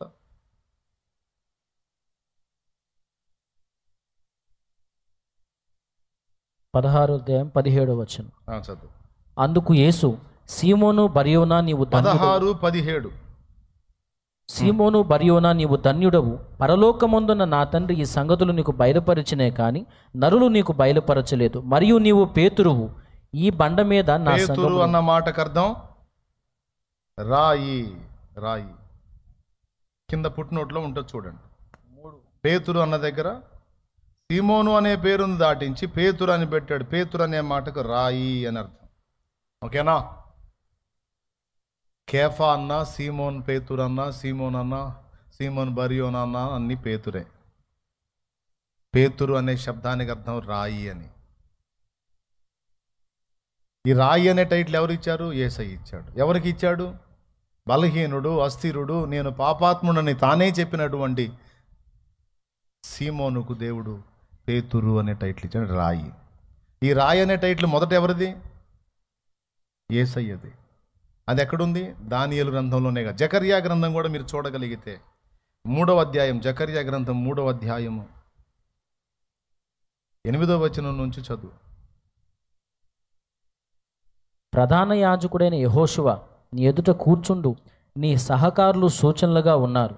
నీవును వారును నా మాట ఆలకింపబలను. ఏదనగా, చిగురు అను నా సేవకుని నేను రప్పింపబోచున్నాను. యేసయ్య తన్ను గూర్చి తాను చెప్పు, దావీదు వేరు చిగురును అని. చిగురు అంటే యేసయ్యే. చిగురు అను నా సేవకుని నేను రప్పింపబోచున్నాను. యెహోషువ ఎదుట నేనుంచిన రాతిని తేరి చూడుడి. ఆ రాతికి 7 నేత్రములున్నవి. దాని చెక్కడపు పని చేయువాడను నేను. ఇదే సైన్యముల అధిపత్యకు యెహోవా వాక్కు. ఏమండి? దీని మీద చానాళ్ల క్రితం ఒక పాట పాడుకున్నా, ఒక పాట రాసుకున్నా దేవుడి కృపలో. ఓల్డ్ టైప్లో ఉంటుంది ఆ సాంగ్. ముసలోళ్ళకి నచ్చిద్ది, కుర్రోళ్ళకి నచ్చదు.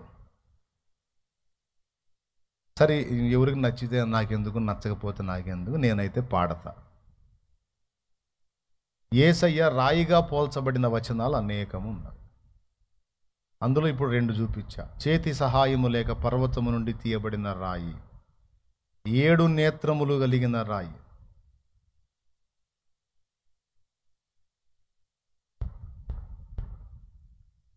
ఈ రెండిటితో పాటు నిషేధింపబడిన రాయి, మూలకు తలరాయి. ఓకేనా?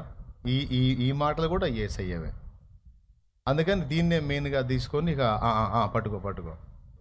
నిషేధింపబడిన రాయి మూలకు అయ్యెను తలరాయి, నిషేధింపబడిన రాయి మూలకు అయ్యెను తలరాయి. ఆ రాయి యేసయ్యేనోయి, యేసయ్యను చేరితే ఎంతో హాయి. ఆ రాయి యేసయ్యేనోయి, యేసయ్యను చేరితే ఎంతో హాయి. నిషేధింపబడిన రాయి మూలకు అయ్యెను తలరాయి, నిషేధింపబడిన రాయి మూలకు అయ్యెను తలరాయి. ఆ రాయి యేసయ్యేనోయి, యేసయ్యను చేరితే ఎంతో హాయి. ఆ రాయి యేసయ్యేనోయి, యేసయ్యను చేరితే ఎంతో హాయి. నిషేధింపబడిన రాయి మూలకు అయ్యెను తలరాయి. దేవునికి స్తోత్రం. 2015-16 అప్పుడు రాశా. అప్పుడు దేవుడిచ్చిన తలంపుతో క్యాసెట్ చేయలేదులే కానీ, అది రికార్డ్ చేయలేదులే కానీ,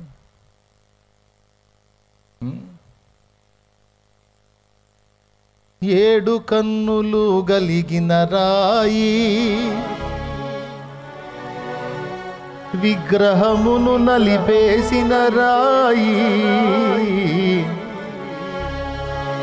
అని, ఆ రాయి ఏమేమై ఉందని చెప్పి, ఆ రాయి యేసయ్యేనోయి,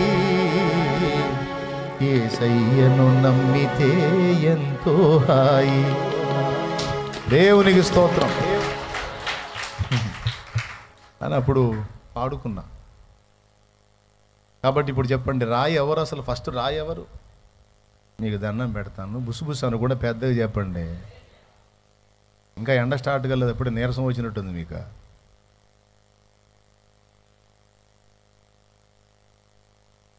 రాయి అనే టైటిల్ ఎవరిది? ఓకేనా? వీటితో పాటు క్రీస్తు యేసే ముఖ్యమైన మూలరాయి అయి ఉండగా, ప్రవక్తలు అపోస్తలు వేసిన పునాది మీద మీరు కట్టబడుతున్నారు. ఓకేనా? ముఖ్యమైన మూలరాయి, నిషేధింపబడిన రాయి, మూలకు తలరాయి, చేతి సహాయము లేక ఏ పర్వతం నుండి తీయబడిన రాయి, 7 కన్నులు కలిగిన రాయి. ఎన్ని రకాలు కనపడతాడు అనుకున్నా, ఒక రాయి అనే టైటిల్ మీద దేవులాడితే ఎన్ని విషయాలు ప్రత్యక్షమైనాయో యేసయ్య మీద. దేవునికి స్తోత్రం. పెద్దగా చెప్పండి. ఈ టైటిల్ అంతా యేసయ్యది. అడ్డురాయి అనే పేరు కూడా ఉంది ఆయనకి. ఇశ్రాయేలుకు అడ్డురాయి ఆయనేనంట. బాగుంది. ఈ టైటిల్ తర్వాత కేఫాకి ఇచ్చాడు. సీమోన్, నీవు పేతురువు, నువ్వు రాయివని, అంటే నేను ఒక రాయిని, నీవు కూడా రాయివి అన్నాడు. నేను రాయలేదు, రప్పలేదు సార్, నేను అంత చంచలంగా ఉన్నాను, అస్థిరుడుగా ఉన్నాను, పాపాత్ముడుగా ఉన్నాను, నాకు రాయి అంత సీన్ ఎక్కడ లేదు, నువ్వు రాయివి. నా అంతటి వాడివి అవుతావు నువ్వు అని చెప్పగానే చెప్పాడండి. నేను చెప్పేది వాస్తవం. మీరు కావాలంటే చూడండి, సీమోను పేతురు హతసాక్షి అయిన వైనం చూడండి మీరు. సీమోను పేతురు కూడా సిలువ మీదనే చనిపోయాడు. యేసయ్య సిలువనికి ప్రాణం పెట్టాడు. సీమోను పేతురు కూడా ప్రభు నిమిత్తము, పరిచర్య నిమిత్తము హతసాక్షి మరణం పొందేటప్పుడు తలక్రిందుగా సిలువ వేయబడి ప్రాణం పెట్టినట్టు చరిత్ర ఉంది. అంటే నా అంతటి వాడవని చెప్పేశాడు. ఎంత గొప్ప టైటిల్ ఇచ్చాడో చూడండి. ఎవరికి? ఆ తర్వాత అదే టైటిల్ మనకి ఇచ్చాడు. మళ్ళీ మనకెక్కడిచ్చాడు అంటే పేతురు పత్రికలోనే ఇచ్చాడు. అంటే రాయి పత్రికలోనే మనం రాళ్ళమని సాక్ష్యం ఇచ్చాడు. పేతురు పత్రిక అంటే రాయి పత్రిక. పేతురు రాసిన మొదటి పత్రిక 2వ అధ్యాయము 2వ వచనం నుంచి చదువు.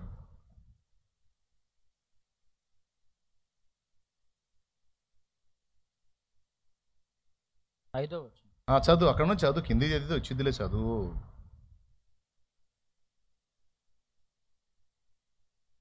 లేదా మనుషుల చేత విసర్జింపబడినను దేవుని దృష్టికి ఏర్పరచబడినది అమూల్యమును సజీవమైన రాయియగు ప్రభువునొద్దకు వచ్చిన వారై యేసుక్రీస్తు ద్వారా దేవునికి అనుకూలములకు ఆత్మ సంబంధమైన బళ్ళు నడిపించుటకు పరిశుద్ధ యాజకులుగా ఉండునట్లు మీరును సజీవమైన రాళ్ళ వలె నుండి ఆత్మ సంబంధమైన మీరును సజీవమైన రాళ్ళు. అది మీరును సజీవమైన రాళ్ళు. ఇప్పుడు మనందరం ఎవరు అండి? సజీవ రాళ్ళం. మీరు చెప్పండి, నిజంగా మీ మీ మీ బ్రతుకు, నా బ్రతుకు, మన బ్రతుకు రాయిలాగే ఉందా?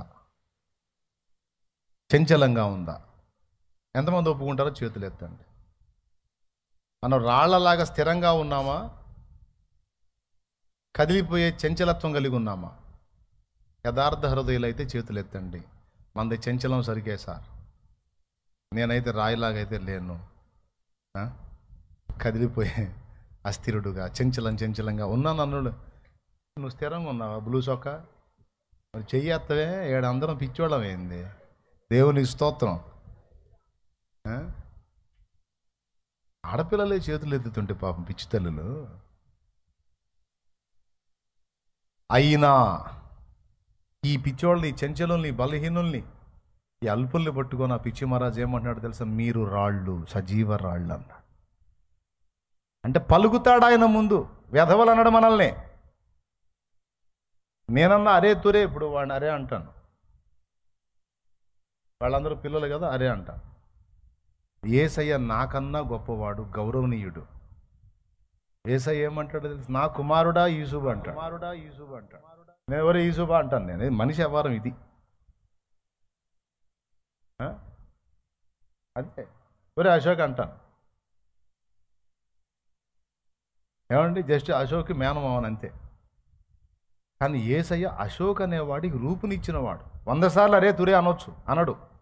నా కుమారుడా అశోకు అంటాడు. ఎంత మర్యాదిస్తాడో మనకి. మళ్ళీ నెత్తి మీద రూపాయి పెడితే దమ్మిడికి జలని బతుకులు మన. ఆయన లెక్కలో చెప్తున్నానండి. ఎంత మర్యాదిస్తాడో, ఎంత గౌరవిస్తాడో, ఎంత సన్మానిస్తాడో, ఎంత ఘనంగా మాట్లాడతాడో. నేర్చుకోవాలండి. యేసయ్యను చూసి నేర్చుకోవాలి. ఇతరులను ప్రోత్సహించటం, ఇతరులను బలపరచటం, ఇతరులను ధైర్యపరచటం అనేది నేర్చుకోవాలి. ఇది కీలకమైన విషయం అబ్బాయి. నీకు మైండ్ సరిగ్గా పనిచేస్తే ఇది దేవుడు నేర్పుతున్న బడి. అదే మూలవాక్యంలో మనం చదువుకుంది. ఒక్కసారి అక్కడ చూడండి. గలతీ పత్రిక.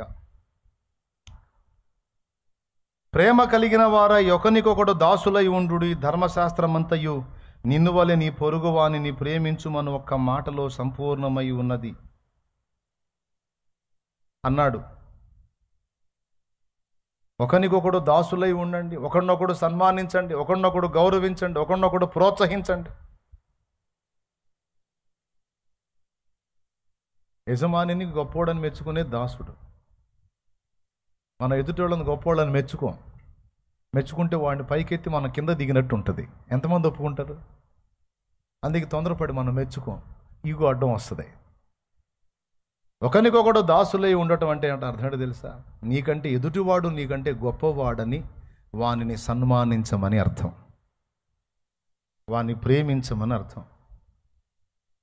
వాళ్ళకేం తెలిసొచ్చు, వీళ్ళకేం తెలిసొచ్చు, అంతా నాకే తెలిసొచ్చు అని చెప్పి అనుకోవటం కాదు. ఇతరులు నాకంటే గొప్పవాళ్ళు, నేనే తక్కువ దాన్ని, నేనే తక్కువ వాడిని, వాళ్ళు గొప్పవాళ్ళు అని అనుకోవటమే కాదు, మాటలో కూడా వారిని ప్రశంసించి మాట్లాడాలి, ఎంకరేజ్ చేయాలి, ప్రోత్సహించాలి. మా అయ్య ఎంత తెలివిగలడో చూడండి. మా అయ్యకు మళ్ళా సంతకం పెట్టినానంటే వేలు ముద్ర వేస్తాడు, పెద్ద వేలు, పెద్ద ముద్ర వేసాడంటే పెద్ద ముద్ర పడిద్ది. సంతకం రాదు మా అయ్యకి. ఎంత తెలివిగల్లోడంటే ఆయన లైన్లో ఉండి కుటుంబాన్ని నడిపిస్తున్నప్పుడే నేను పిల్లవాడినై ఉండగానే అంతా నీదే, అంతా నీదే, ఇక నువ్వే నువ్వే. వాస్తవంగా హీరో ఆయన.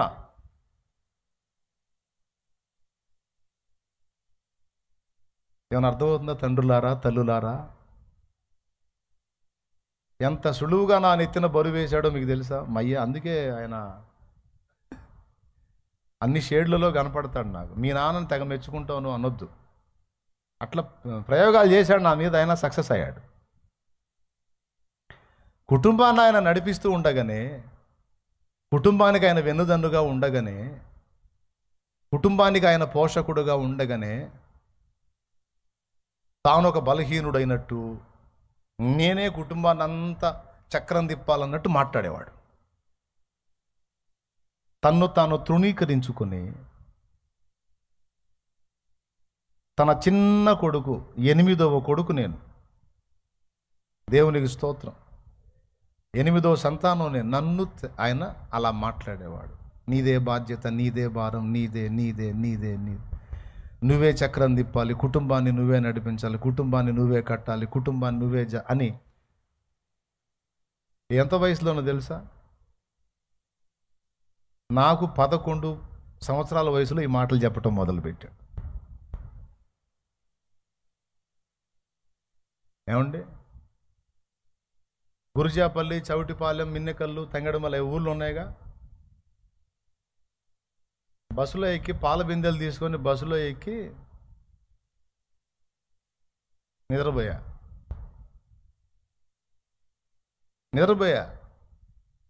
నిద్రపోయి ఆ ఊరు పోయి సీట్లో పండుకున్న చిన్నోడిని, పిల్లోడిని కదా, కండక్టర్ కనపడలా. అందరు దిగారు అనుకున్నాడు, డోర్ వేసుకున్నాడు, తిరిగి మధ్యరాలు వచ్చేదాకా లేచి కూర్చున్నా.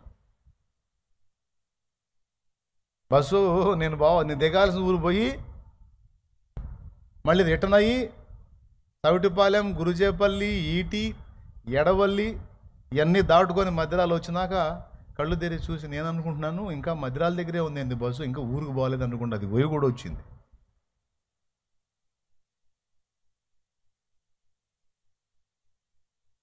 అంటే పండుకొని నిద్రపోతే సోయ లేకుండా నిద్రపోయి మళ్ళీ ఏం చేయాలా? ఇంటికి పోతే ఎట్లా? ఎంత అయింది అప్పుడు టైం? ఆఖరి బస్సు 10.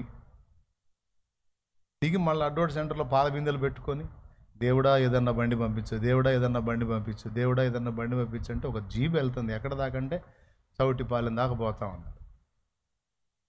ఆ జీబు ముందు బానెట్ మీద ఎక్కి కూర్చున్న బిందెలు పెట్టుకొని. ఆడ చేరేసరికి 11 అయింది. ఆ చౌటిపాలెం నుంచి నేను పోవాల్సిన ఊరికి పోవాలంటే మధ్యలో సమాధుల్లో గుండా పోవాలి. ఆ పక్క ఈ పక్క సమాధులు ఉంటాయి. 10-11 ఏళ్ళ వయసు. ఇక నాకు హర్రర్ మూవీస్ అన్నీ అప్పుడే గుర్తొస్తున్నాయి.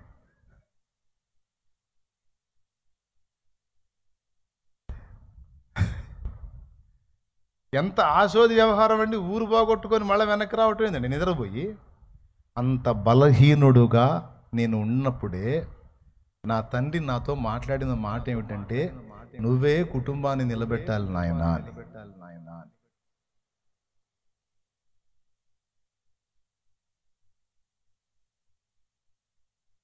ఇంతసేటు చెబుతున్నాను, మీకు ఏమైనా అర్థమైందా?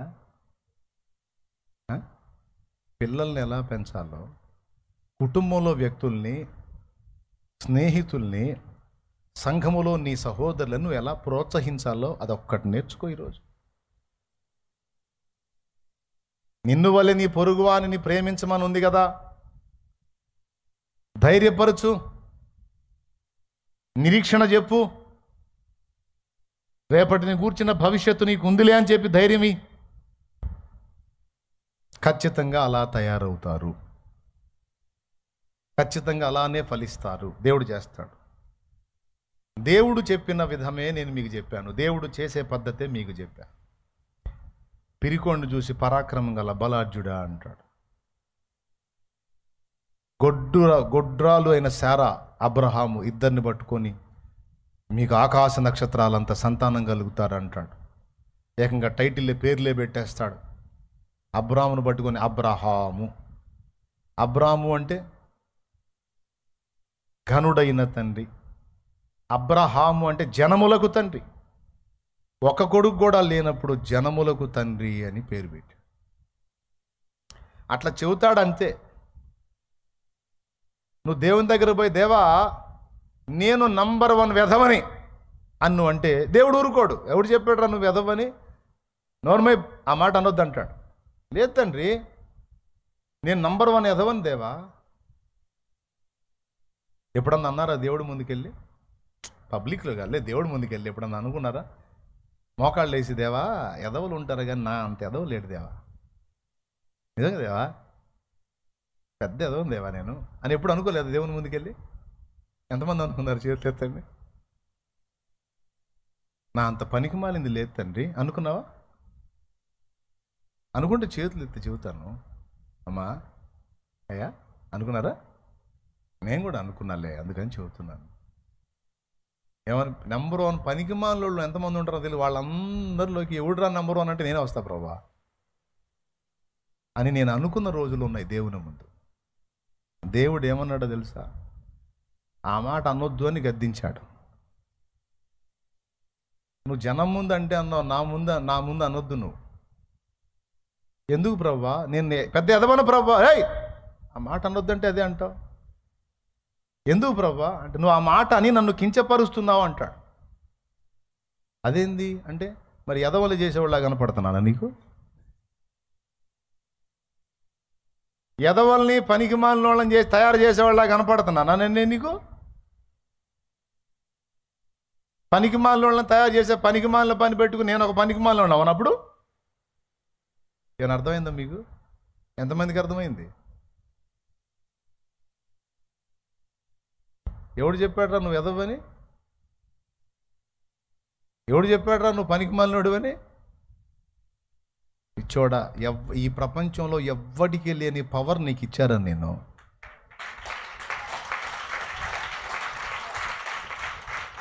ఈ ప్రపంచంలో ఎవ్వరికి లేని పవర్ని నీకు ఇచ్చా ఒక విషయంలో. అది మిగిలిన వాళ్ళకి ఎవరికి లేదు. ఎవరికి లేని ఫేస్ నీకు ఇచ్చా, ఎవరికి లేని ప్రభావాన్ని కూడా నీకు ఇచ్చా. అది నీలో నిద్రాణమై ఉంది. దాన్ని మేల్కొలుపు. నువ్వు ఎందుకు పనికిమాలినోడు అవుతావు నేను చూస్తా. ఇది అర్థమైతే నేను ముగిస్తా. ఎంతమందికి అర్థమైంది? దేవుని దగ్గరికి వెళ్ళి కొంతమంది ఇలాంటి మాటలు మాట్లాడతారు. నేను చెబుతున్నా, నువ్వు పనికిమాలిన దానివి పనికిమాలినోళ్ళ కనపడవచ్చు, నీ పిల్లలు నీకు పనికిమాలినోళ్ళ కనపడవచ్చు. కానీ నీకు తెలియదు భవిష్యత్తులో నీ పిల్లలు ఏం కాబోతున్నారో, దేవుడు ఏం చేయబోతున్నాడో, ఏ పనికి వాళ్ళని నిలబెట్టబోతున్నాడో, ఏ స్థాయికి వాళ్ళని తీసుకెళ్ళబోతున్నాడో, నీ బిడ్డల్ని రేపు ఎంత గొప్ప వాళ్ళని చేయబోతున్నాడో నీకేం తెలుసు? పొద్దున్నే పోయి సాయంత్రానికి దుమ్ము కొట్టుకొని గొర్రెల వెంట పోతే ఎంత దువ్వో తెలుసా, ఎంత దుమ్మో తెలుసా? అవి అట్ట పోతుంటేనే పౌడర్ లేసి పడ్డట్టు పడుతుంటుంది మొఖాన. గొర్రెలు పోతుంటే అండి దుమ్మండి. పొద్దున్నే వాళ్ళమ్మ చక్కగా స్నానం చేపించి మంచిగా బట్టలు కట్టి ఆహారం కట్టి పంపించింది దావీదుని. పోయేటప్పుడు శుభ్రంగా పోతాడు పాపం, వచ్చేటప్పుడు గొర్రెలమ్మటి తిరిగి తిరిగి తిరిగి ఎండకెండి వానకు దడిసి దుమ్ము కొట్టుకొని బజార్లమ్మటి వచ్చేటప్పుడు ఎట్టొచ్చి ఉంటాడు? అలాంటి పిల్లవాడిని చూసి ఎవడన్నా అనుకుంటాడా ఇశ్రాయేలుకు రాజు అవుతాడని? ఈరోజు నేను చెప్తున్నాను, నువ్వు పనికిమాలినోడు అనుకున్న నీ పిల్లలే రేపు గొప్పవాళ్ళు కాబోతున్నారు. నా దేవుడు వాళ్ళని అలా చేయబోతున్నాడు. ఈరోజు నిన్ను చూసి నీ వాళ్ళు అంటుండొచ్చు, తమ్ముడా ఎదవరా నువ్వు ఒట్టి దద్దమ్మవరా, నువ్వు పనికిమాలినోడు, ఏది చేతగాదురా నీకు, ఏ పనికిమాలిందా నీకు, ఏది చేతగాదే, నువ్వు చవటదానివే, నువ్వు సన్నాసి దానివే, నువ్వు అలాంటి దానివే, ఇలాంటి దానివే అని అంటుండొచ్చు మా నిన్ను. నేను ఒక మాట చెప్తున్నాను, నేను దేవుని బట్టి చెప్తున్నా, నా దేవుడైతే నేను అలా అనడమ్మా. ఎందుకంటే చవటలను చేసేవాడు కాదు నా దేవుడు. ఆ అన్ననోళ్ళన్నీ మూతపడేటట్టు నా దేవుడు నిన్ను ప్రయోజనకరమైన పాత్రగా తీర్చిదిద్దుతాడు. అది జరగబోతుంది భవిష్యత్తులో.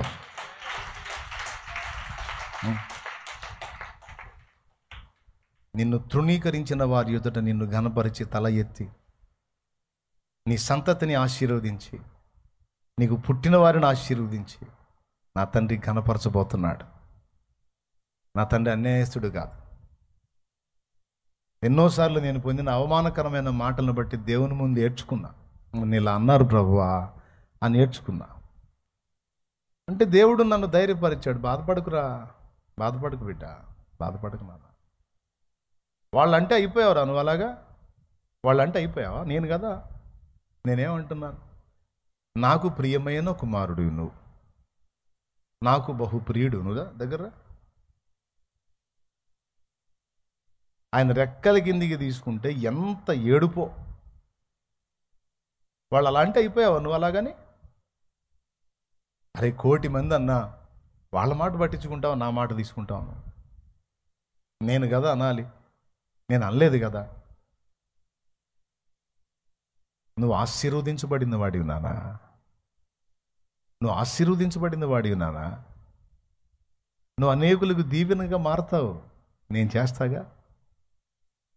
వాళ్ళ మాటలు బట్టి ఆడవకరా, కృంగిపోకు, ధైర్యం తెచ్చుకో అని ఎన్నిసార్లు నన్ను ధైర్యపరిచాడో నా యేసయ్య నాకు తెలుసు. ప్రాక్టికల్గా నేను అనుభవించాను.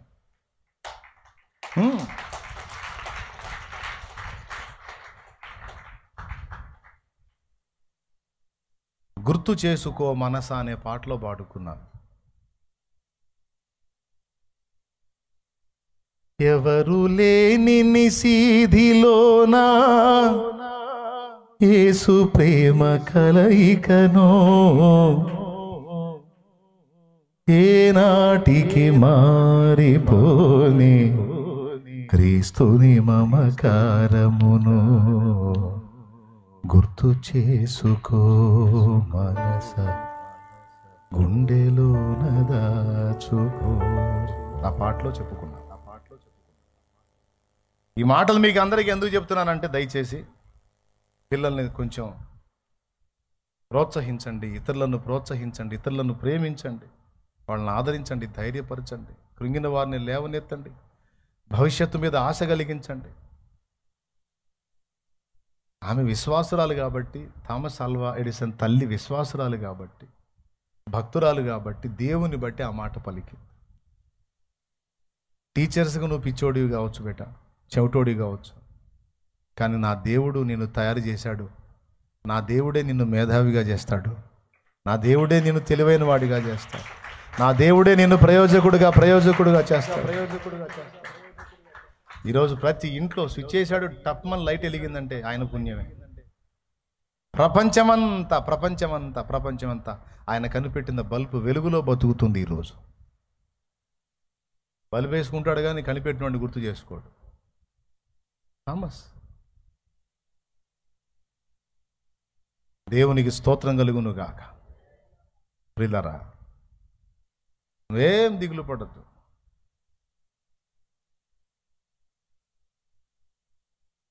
నా జీవితం ఇలా మారిద్దని నా ఫ్రెండ్స్ అనుకోలేదు. నాయనా, నా ఫ్రెండ్స్, నేను దేవుని పనిలోకి రాకముందు ప్రభువులోకి వచ్చాను కానీ ప్రభు సేవలోకి రాలేదు. పని చేసుకుంటున్న స్థలంలో నన్ను చూసిన నా ఫ్రెండ్స్ పిలవటానికి వాడికి పరువు తక్కువ అని తలదించుకొని వెళ్ళిపోయాడు పక్కకి. చాలా లోపల ఏడ్చుకున్నాను నేను. వాడు చాలా బెస్ట్ ఫ్రెండ్ అనుకో. వాడు నా స్థితిని చూసి నేను ఎక్కడ వాడిని అరే అని పిలుస్తానో, ఆ స్థితిలో ఉన్న నేను వాడిని అరే అని పిలిస్తే వాడికి ఎక్కడ పరువు తక్కువ అని నన్ను ఇలా చూసి ఆ స్థితిలో చూసి టప్మని తల తిప్పుకొని వెళ్ళిపోయాడు వాడు. వాడి కర్మగాలి నాకు అదే వీధిలో 3-4 రోజులు వర్క్ చేయాల్సి వచ్చింది. ఇక వాడు వచ్చినప్పుడల్లా ఆ బజార్ టర్నింగ్ తిరిగినప్పుడల్లా నేను కనపడతాను కదా, నన్ను చూడాల్సి వచ్చిందని వాడు ముందుగానే అక్కడి నుంచే తిప్పుకొని పో. ఈ బాధ వాడికి ఎందుకు కలిగించాలి అని ఇక నేను వాడిని చూసి నేనే తలదించుకొని నా పని నేను చేసుకుంటాం. లోపల ఏడ్చుకున్నారు. అరే నా ఫ్రెండ్స్ కూడా అవమానంగా ఫీల్ అవుతున్నారు నన్ను చూసి. ఆనాడు వాడికి తెలియదు, కుటుంబ సభ్యులకు తెలియదు, ఎవరికి తెలియదు. ఇంకా చెప్పాలంటే చివరిగా నాకు కూడా తెలియదు నా జీవితం ఇలా మారిద్దని. నిజం, దైవ సాక్షిగా చెప్తున్నాను, నా జీవితం ఇలా మారుందని నేను కూడా అనుకోలేదు. ఈరోజు కూడా ఒంటరిగా కూర్చున్నప్పుడు అదే ఏడుపు వచ్చింది, ఏడ్చుకుంటా ఉంటాను. ఏం దేవా ఇట్లా మారింది లైఫ్. అలా మార్చాడు నా దేవుడు. ఈ రోజుకి నువ్వు ఏమనుకుంటున్నావు నీ పరిస్థితిని గురించి, దాన్ని అంతటిని తిరగరాసే దేవుడు నా దేవుడు, మార్చివేసే దేవుడు నా దేవుడు.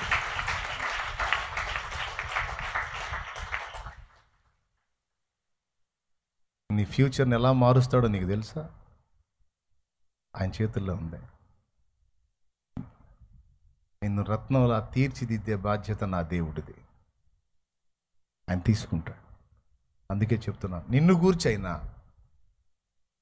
నీ వారిని గూర్చైనా, నీ ఇంటనున్న నీ కుటుంబ సభ్యులను గూర్చైనా నువ్వు తలంచవలసిన విధము, నీ పొరుగువారి విషయంలో నువ్వు కలిగి ఉండవలసిన అభిప్రాయాన్ని ఈరోజు నీకు నేర్పించానని అనుకుంటున్నాను నేను. చెప్పేం పలుకుతావు నీ బిడ్డను గురించి అంటే ఏంటి? ఏం పలుకుతావు నీ ఇష్టం. ఇంకెక్కువ చెప్పాలనుకోవట్లేదు, ప్రార్థన చేసేస్తా. ఎందుకంటే ముందే మాట ఇచ్చాను, పెందలాడు వదిలేస్తానని. తప్పకుండా శుక్రవారం చెప్తా. మూలవాక్యం దగ్గరికి నేను రాలేదు, జస్ట్ పునాదిలోనే ఆపేశాను. తప్పకుండా శుక్రవారం అందిస్తాను. ఎండ ముదురుతుంది, ప్రార్థన చేసేస్తాను. ఈరోజు మీరు నేర్చుకున్న ఈ అంశాన్ని మాత్రం మర్చిపోవద్దు. యేసయ్య ఎంత గొప్పోడో చూడు. ఆయన రాయి, తన బలహీన దాసుడైన సీమోనుకు రాయి అనే టైటిల్ ఇచ్చాడు. తన బలహీన పిల్లలమైన మనల్ని కూడా రాళ్ళు అని పిలిచాడు కనుక ఖచ్చితంగా అయ్యే తీరతాం. ఎందుకంటే ఆయన మాటే మనకు శాసనం. ఆయన మాట పలికాడు కనుక మనం అయి తీరతాం. విడుదల చేద్దాం, వాక్కును రిలీజ్ చేద్దాం, శుభవచనాన్ని పలుకుదాం. నీకు నీ మీద ఆశ లేకపోవచ్చు, నాకు నా మీద ఆశ లేకపోవచ్చు, కానీ మనందరం కలిసి ఆయన యందు ఆశ కలిగి ఉందాం. ఆయన నెరవేరుస్తాడు, ఆయన తయారు చేస్తాడు, ఆయన మన తలనెత్తుతాడు. ఆనాడు తల దించుకొని పోయిన అదే ఫ్రెండు, మీ షాలేంరాజు పాస్టర్ అని మీరు చెబుతున్నారే, ఆ షాలేంరాజు అని ఆయన మా ఫ్రెండే అని వాడే ఎగిరి చెప్పుకునేటట్టు చేశాడు.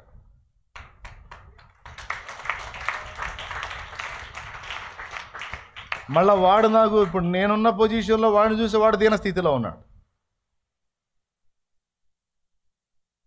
ఓడ బండి అయింది, బండి ఓడైంది అన్నట్టు అయింది వ్యవహారం. వాడు అధోగతిలో ఉన్నాడు, వాడు కనపడ్డాడు నాకు. నేను వాళ్ళలాగా దాటిపోలా. బండి ఆపి పోయి వాడిని పలకరించి,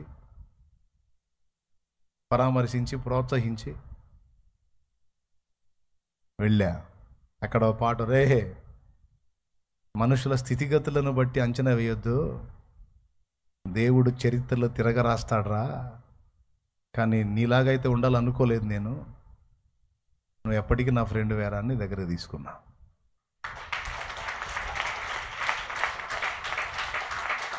దేవునికి స్తోత్రం కలుగునుగాక.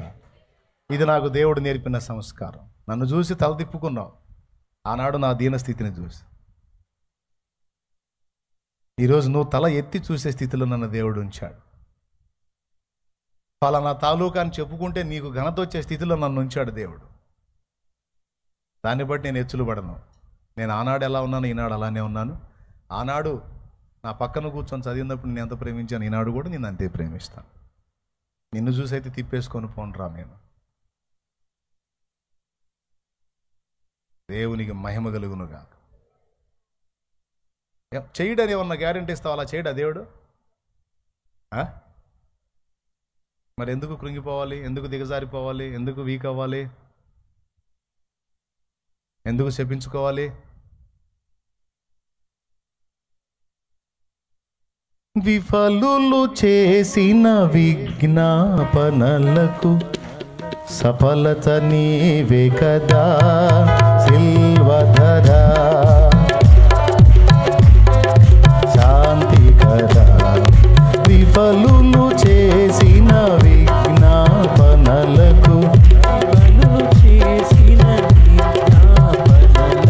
సఫలత నీవే కదా సిల్వధరా, పాపహరా, శాంతి కదా. హే ప్రభు యేసు, హే ప్రభు యేసు, హే ప్రభు దేవసుతా, సిల్వధరా, పాపహరా, శాంతి కదా. హే ప్రభు యేసు, హే ప్రభు యేసు. హల్లెలూయా. థామస్ ఆల్వా ఎడిసన్ తల్లి ఎవరిని ఫాలో అయింది? చెప్పండి ఒక మాట. యేసయ్యను ఫాలో అయింది. యేసయ్య ఎలా మాట్లాడాడు? రివర్స్ మాట్లాడాడు. పిరికోని చూసి నువ్వు ధైర్యవంతుడు అన్నాడు, చెంచలుని చూసి నువ్వు రాయలాంటోడు అన్నాడు.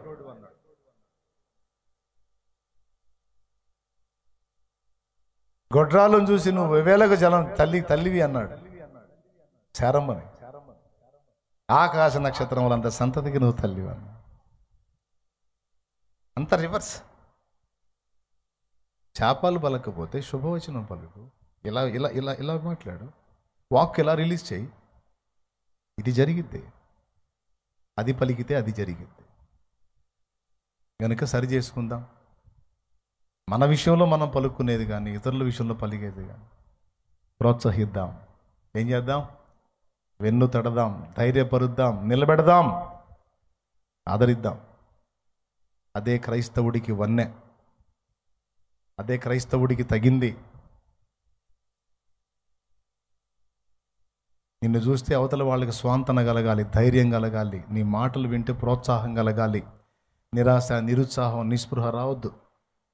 ఆ స్థితిలో ఉన్నోళ్ళు కూడా నీ మాటలు వినబడ్డప్పుడు బ్రతుకు మీద ఆశ పుట్టాలి, ధైర్యం రావాలి. అలాంటి వాక్కుని ఎప్పుడూ మనం కలిగి ఉండాలి. దేవునికి స్తోత్రం. అలాంటి కృప మనకు దేవుడిచ్చునుగాక.